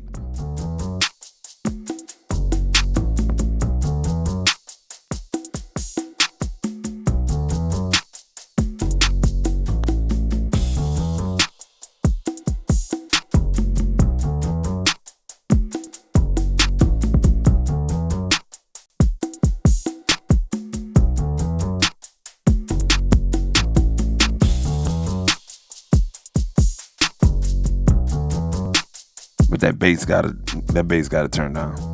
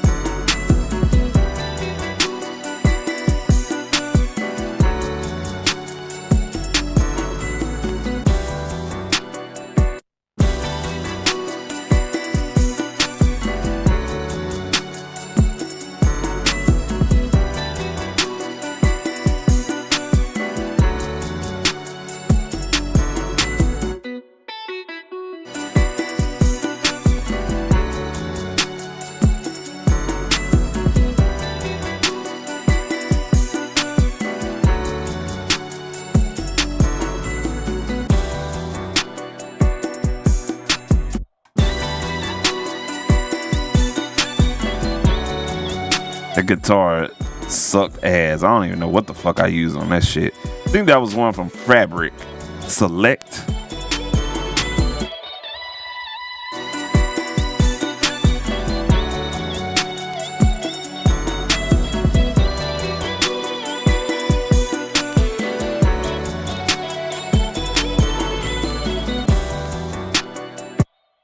I won't use that again.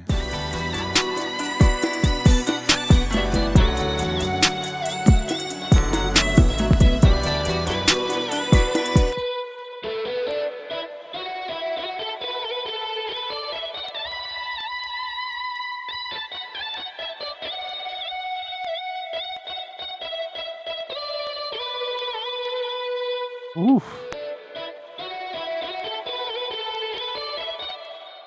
Yeah, we need to carve that out of there.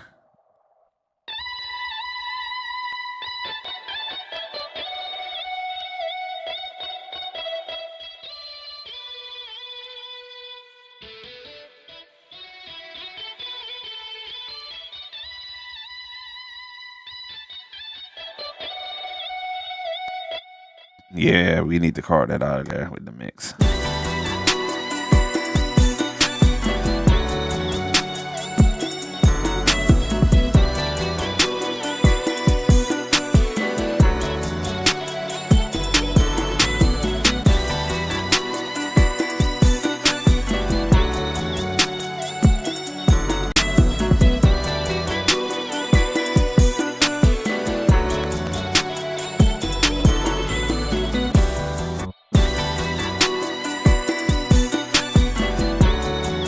Turning the wrong faders.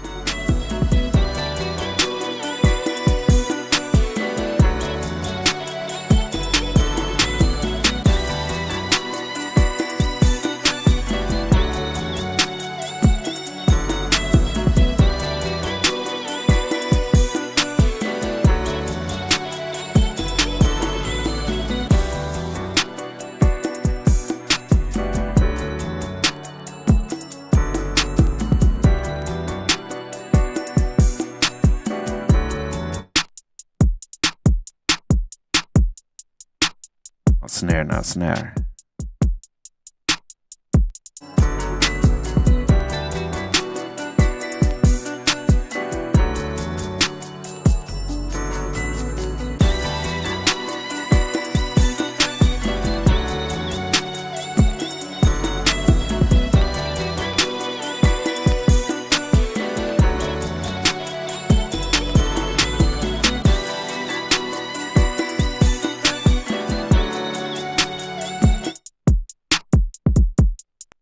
Man, I don't know what the hell I was doing on this track. I got panning all wrong and stuff like that, but it's all good though. That's where I wish I had my Waves plugins, because the S1 plugin, I am missing it. I gotta figure that out. But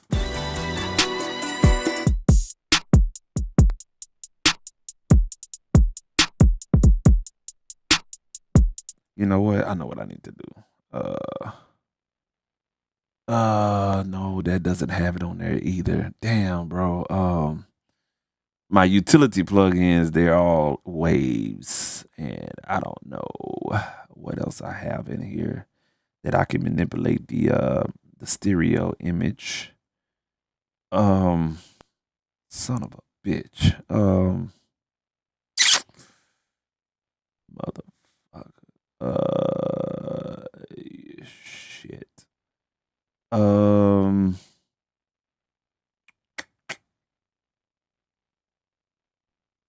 Damn, bro.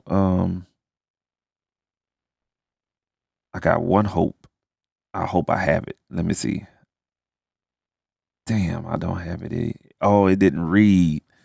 See, that's the thing I don't like about Mixbus, because they plug-in situation is ass white.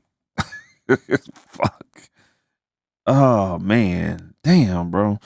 So there's a couple of utility plugins I don't have in here that would help me out tremendously, but we gonna do this right here. We're gonna use blockchain, and I think they got what I need in here. Yes, they do. I got to do a video on this plugin right here. This is from Neural Audio. If I'm not, yeah, Neural Audio. This is Blockchain, and they got two of them, Blockchain and Blockchain Ultra. You get about 89 plugins or processors in one plugin. It's the ultimate channel strip. If you haven't looked at the website, definitely go check it out. I need to do a video on this ASAP, like yesterday. But what we're gonna do is use these two tools in order to manipulate the audio.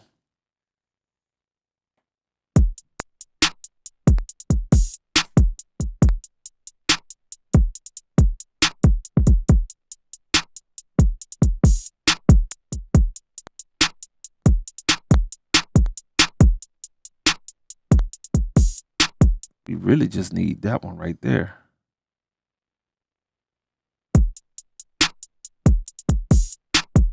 Y'all hold on a second. Let me pop my ears real quick.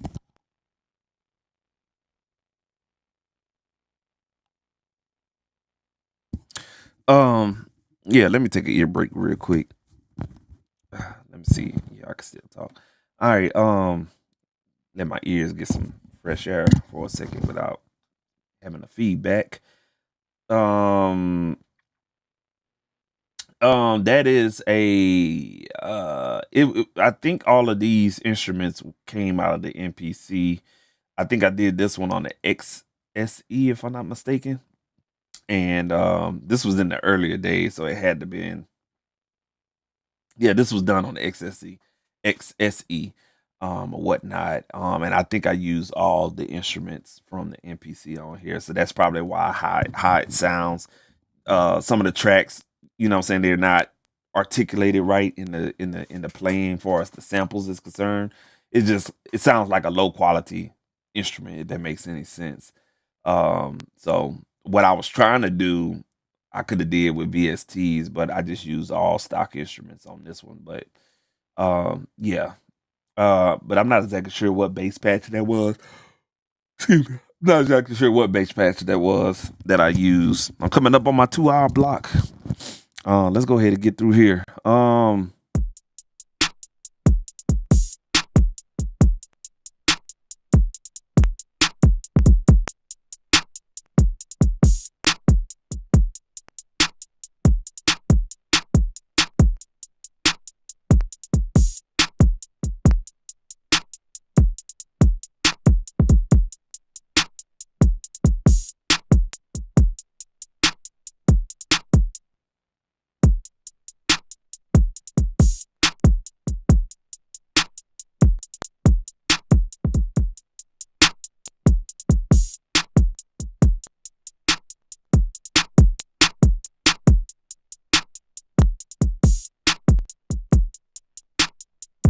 So I'm just manipulating the left and the right channels to make it sound somewhat balanced.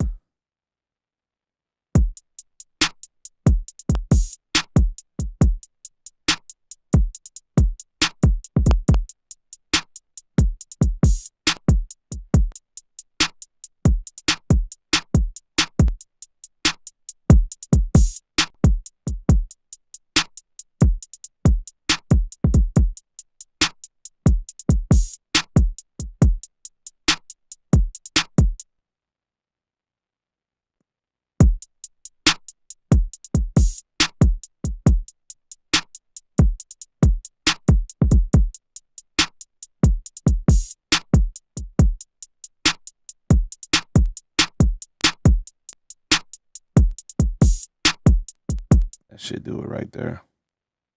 That should do it. There we go.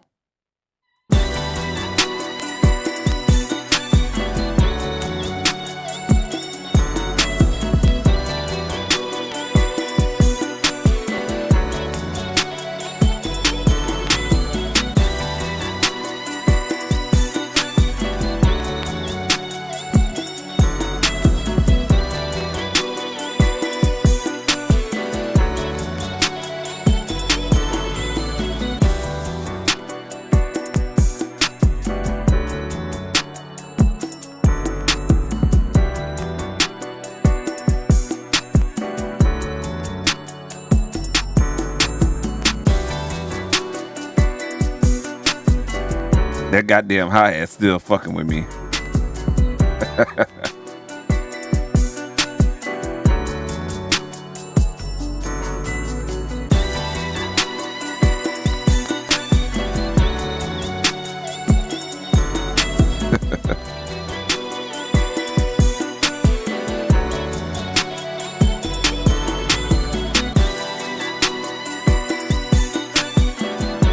This is about the best we're gonna get though out of this mix.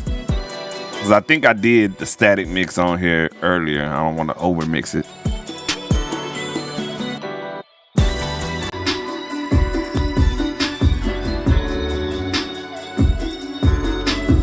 So that's with the crowd.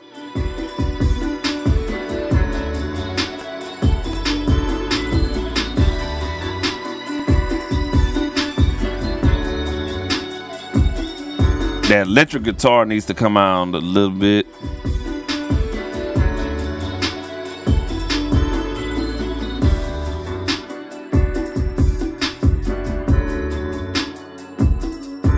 Has a lounge feel to it, you know what I'm saying? You know how you go to the club, the hole in the wall? And it's like everybody sitting in the corner drinking, but ain't nobody dancing. That's how it sounds.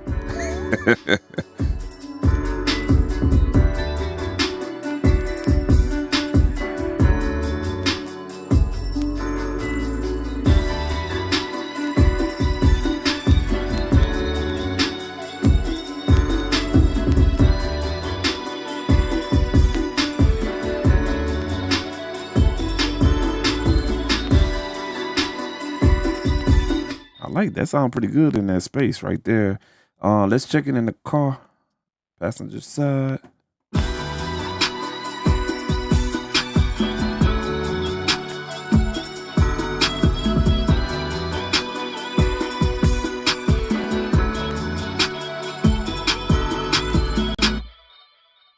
I like that. Let's check it in this cheap podcast studio.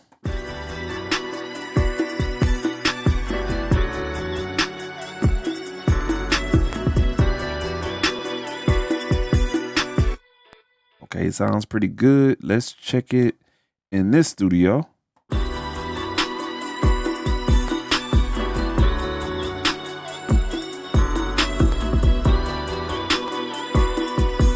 right, we're gonna check the lows in this room right here. This is the White Sea Studios. This is modeled after the studio of that Caucasian guy that has the square glasses. He's got the long blonde hair. And he reviewed the plugins and he called it snake oil. Everything is snake oil, and he sounds like he's from England or UK or something like that. But he called everything snake oil. This is a studio. You can see the YouTube plaque right here too. Let's see how the low end, because this room right here has a lot of low end resonance. So we're gonna check that low end.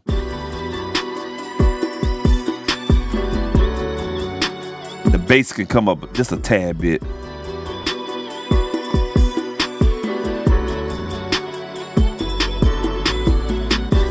We can bring up the low end on the drums just a tad bit.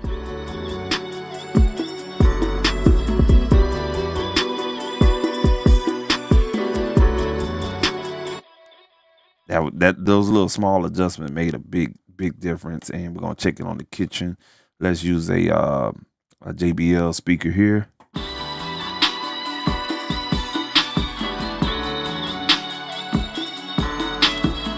Ooh, that snare snapping. And last but not least, let's check it on the smartphone. Let's go with the Galaxy. Seeing as how everybody be hating on the iPhone and shit, let's go with the Galaxy.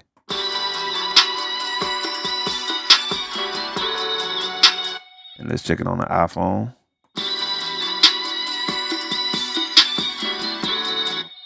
And for shits and giggles, let's check it in this other. Let's check it in the nuclear power plant. Another hole in the wall type of sound.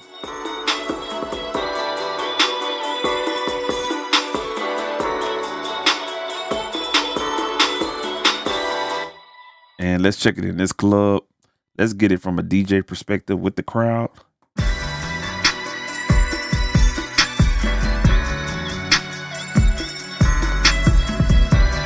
Cool. All right. I think the balance is cool. I'm afraid to add reverb to that top end though. On those drums. But it'll set it off. We're gonna go ahead and follow DL League, man. That's why I needed to get back on here. You know what I'm saying? People like DL, man, get you right, boy. Stop playing with them, man. Stop playing with them.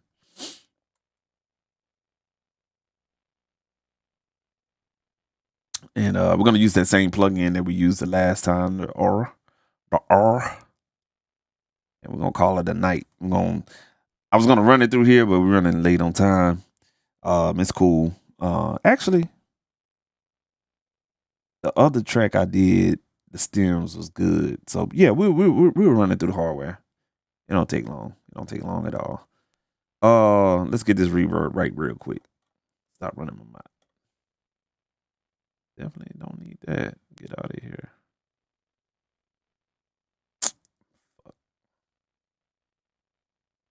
I don't like the plugin management in Mixbus either, but it'll work.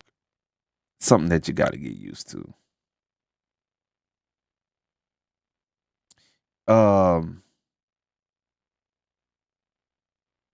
Let's see here. Damn, I lost where I was. Okay, here we go.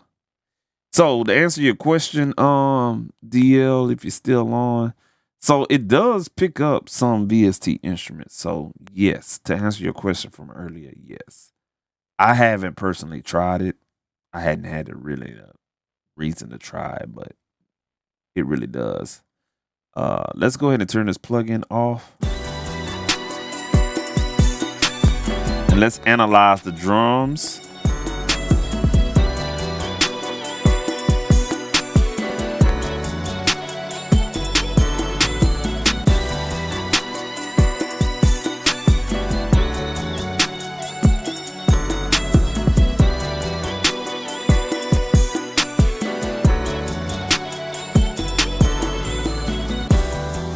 About 923. We'll just call it an even 900. All right, cool deal. And let's turn on reverb for all of these. And let's bring down the reverb situations here. Let's start out with the this one right here. Let's increase our mix and see what algorithm sounds best. You bitch. Hate that shit, man. What the fuck? God damn.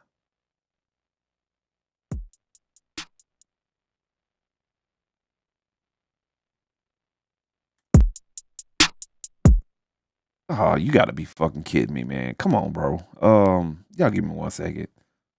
Fucking ass. Something I done done. When you solo, it doesn't. Let's see here. Exclusive solo.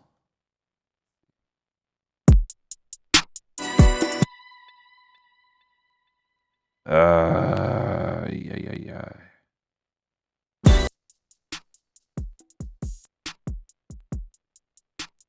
Fuck nigga, man. Come on, bro.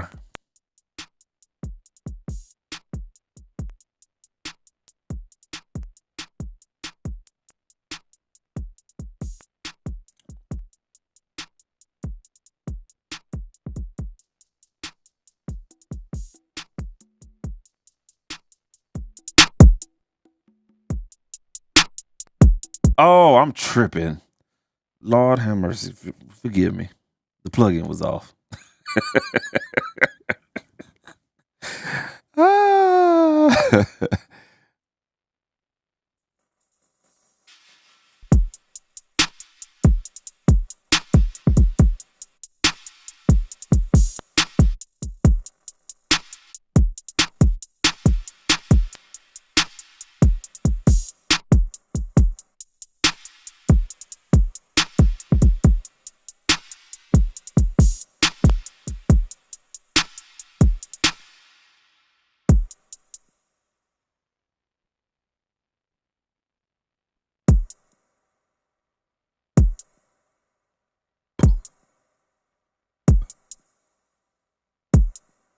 Just trying to get the calculated time in my head.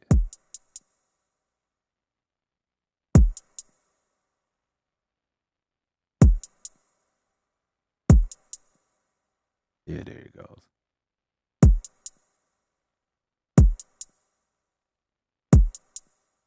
There we go.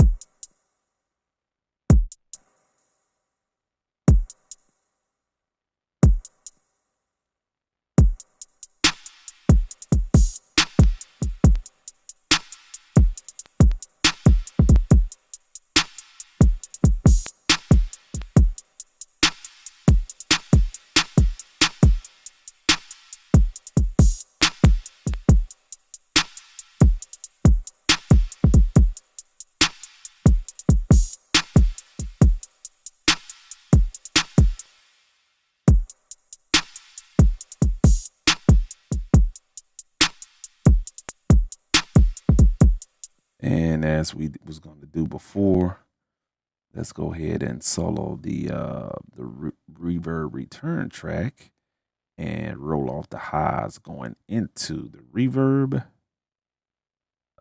Let's hide those controls.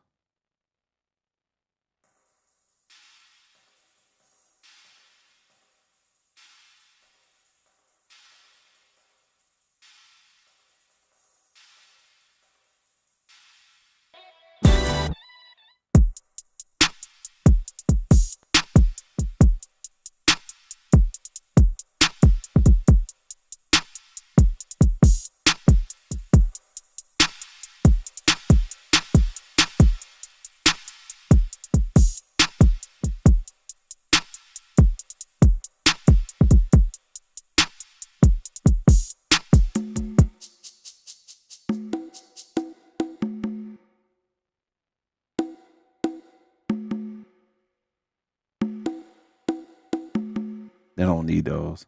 All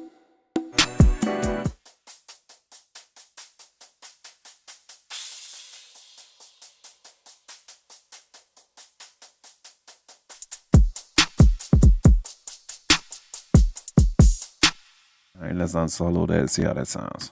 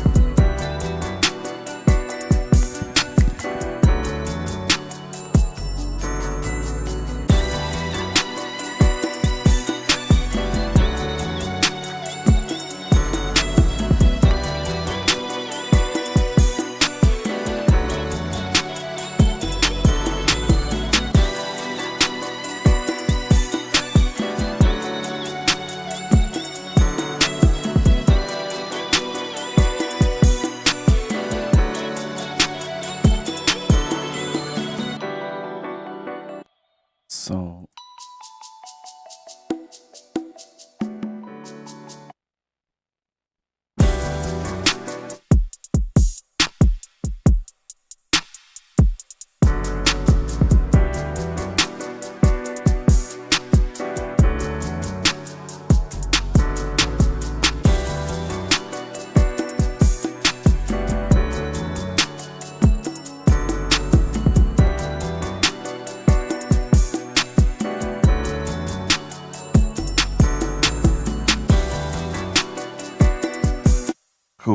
cool. So we got that there.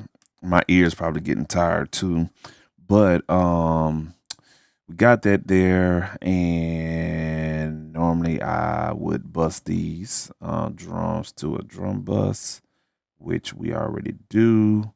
And then everything else, we can put these guitars on a bus.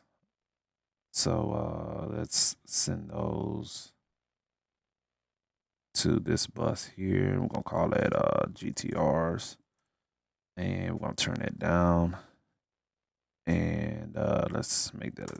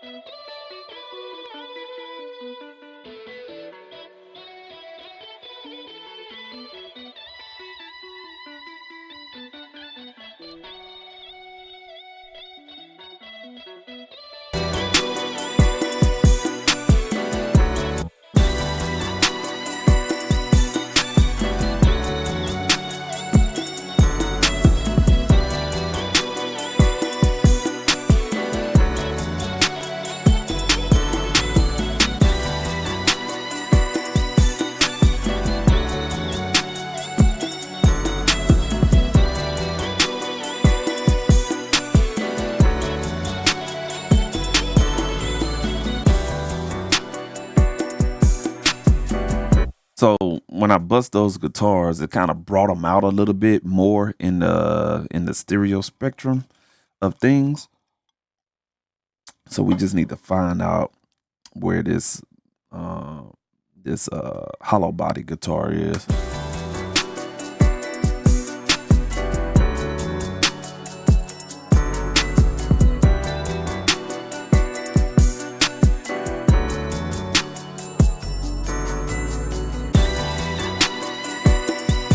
And then we're gonna go to Space Replicator and kind of check that out. Probably the best room I heard it cut through was, I like how it sounded in here.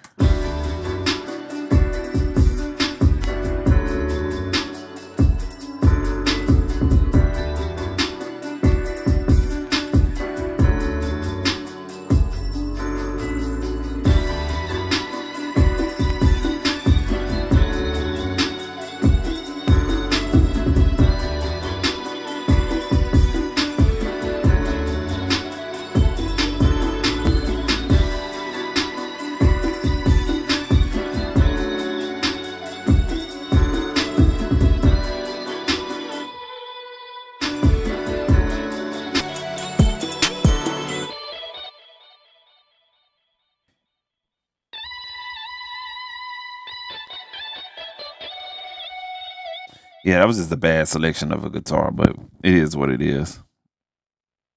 I'm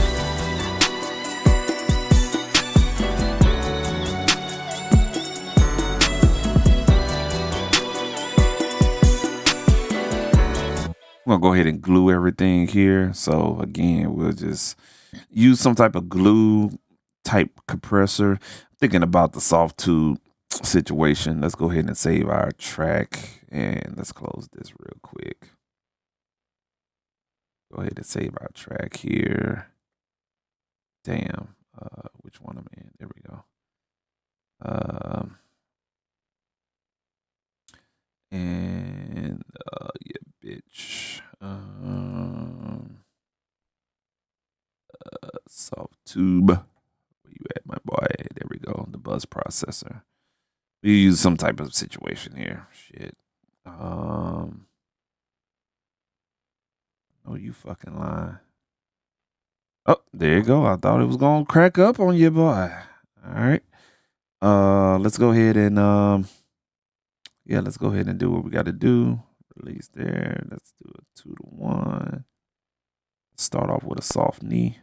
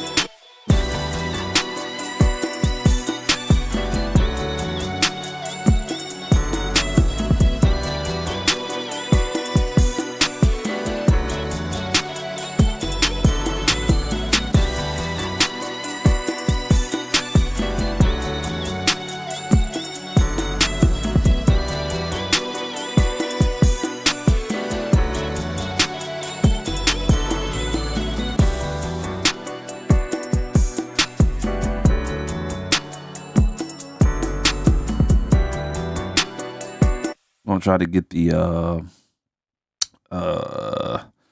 low end.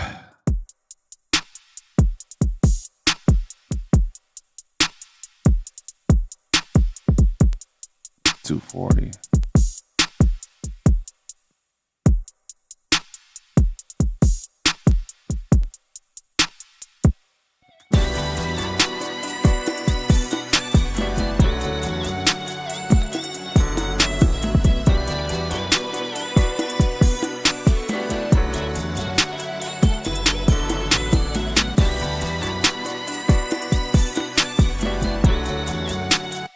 And then we'll go ahead and get that same plugin we had here. That way I have just a reference when I come back.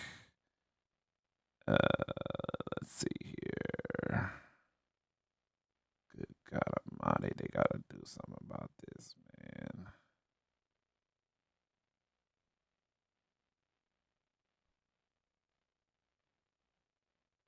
Let's see here. All right, let's choose this and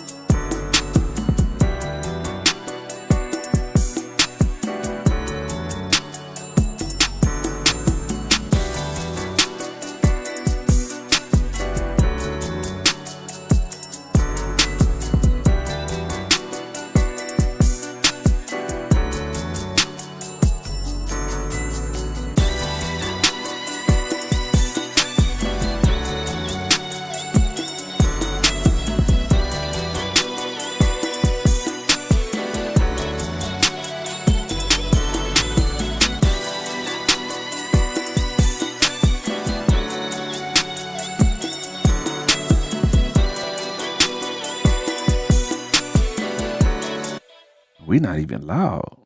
According to the master thing, we're not even touching.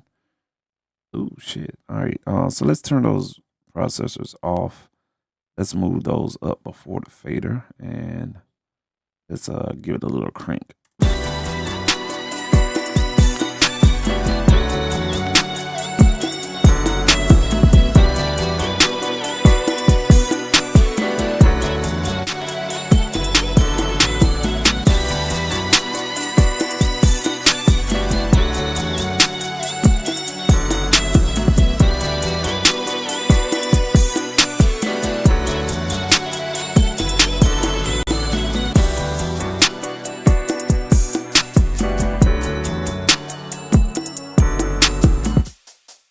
You bitch. this motherfucker here. Let me roll this bitch off.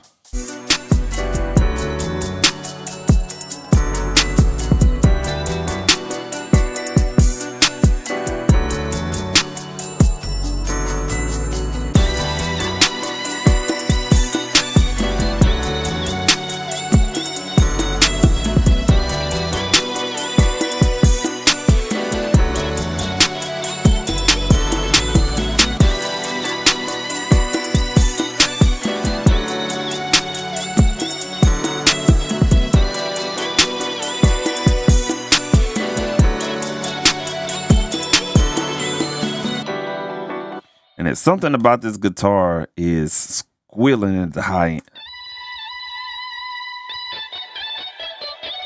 I think it's that.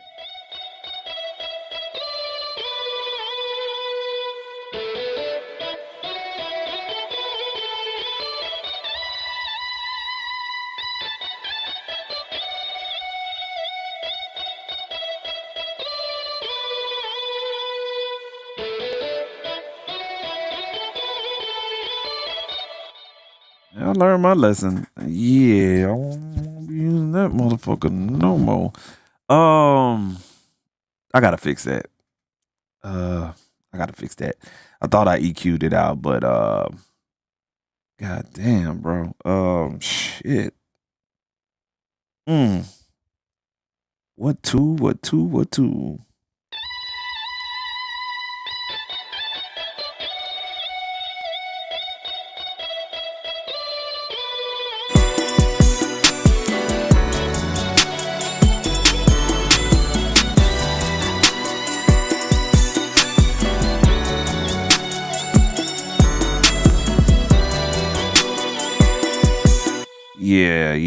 Yeah. I think I know where I'm gonna go. All right, cool. Let's do this shit. So we're gonna save that. I'm gonna go and we're gonna go to the Harrison Audio plugins here, and we're gonna choose the XT shit, and let's go ahead and get the console EQ. And hopefully we can do some fixing here.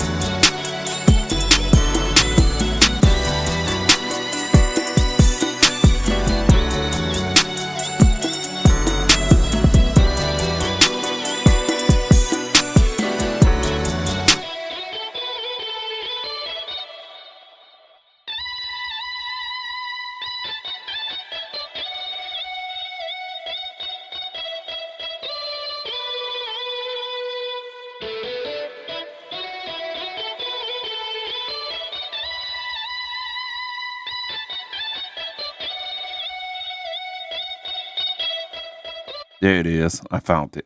Yeah, bitch.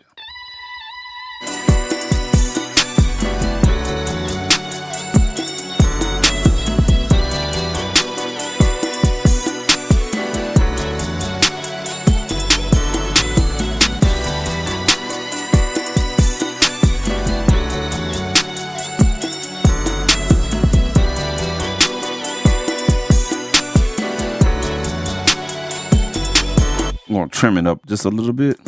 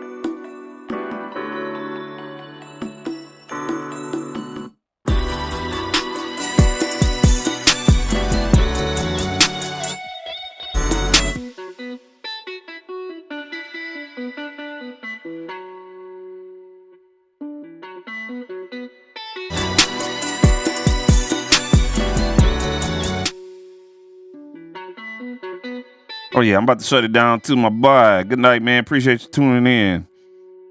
Catch you on the next one, brother.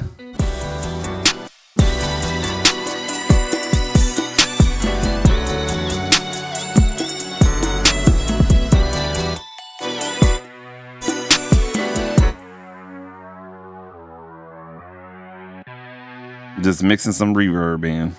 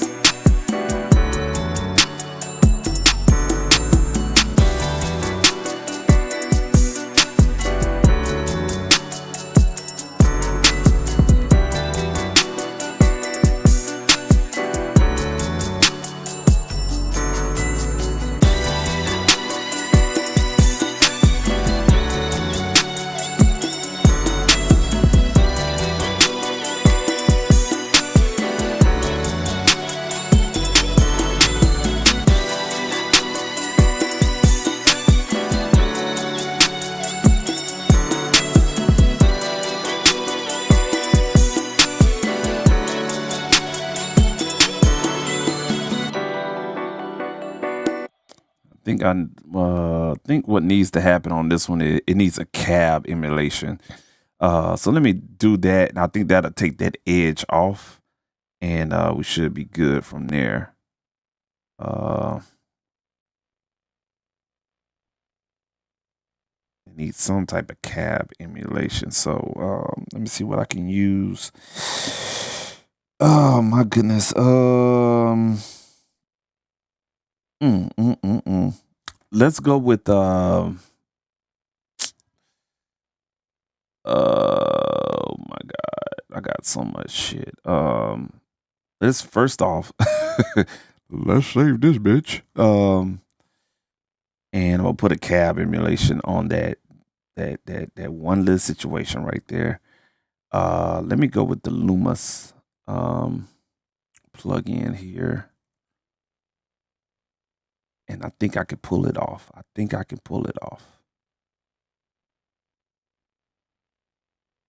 And we are operating pretty good in here. I'm gonna pull that up. That's gonna be the first plug-in. The first plug-in in the chain. I'm gonna turn off the amp cab here. We're gonna turn off the amp. Make sure everything is off in here. And we'll just use the cab. So let's try this out.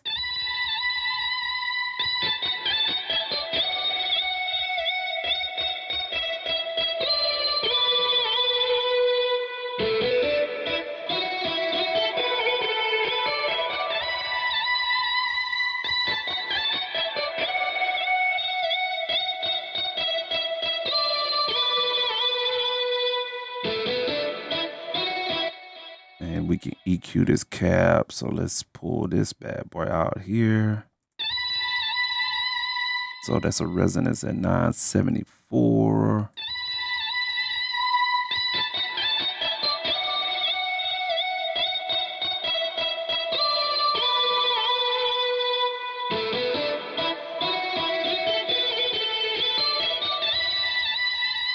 Got another one here, 2000.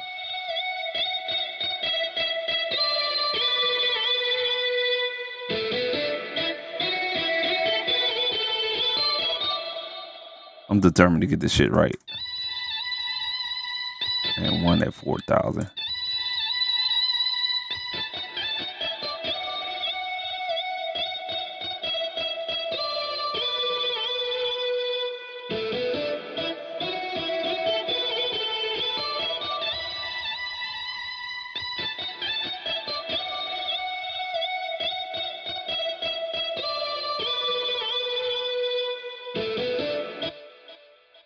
Sounds a little. No, it don't sound a little bit better. I ain't gonna even hold you. That shit trash. Now that I'm listening to it, what the fuck was I thinking? Oh man. And let's roll off that. Whatever the fuck that is.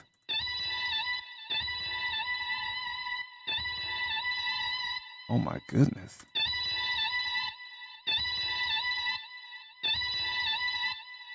The fuck?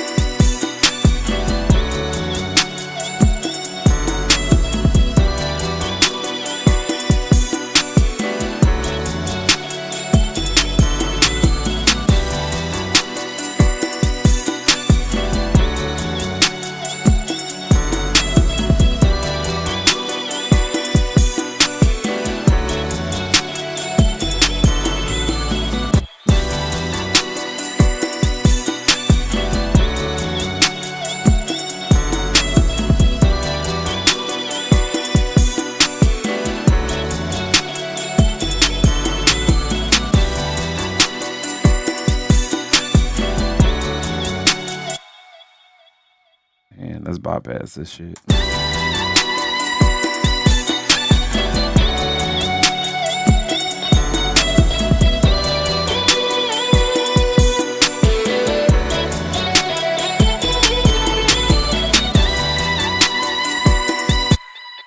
What the fuck did I just do?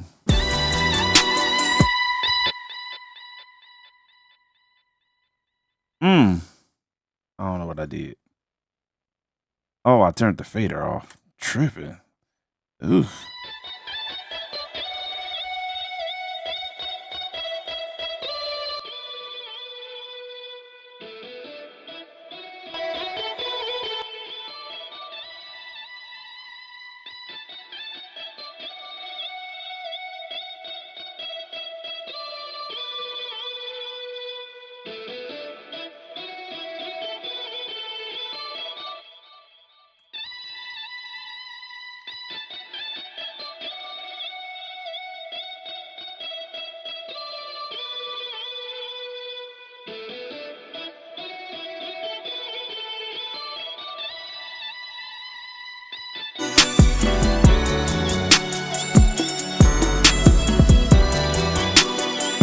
You know what? I'm gonna leave it right there. I'm gonna have to fix this in the speakers because with these headphones and that frequency, it's kind of bothering me. And I need something with a little bit of open airness in order to sit it right. But for the most part, I think I got it. I'll just bypass this plug-in and keep what I got there.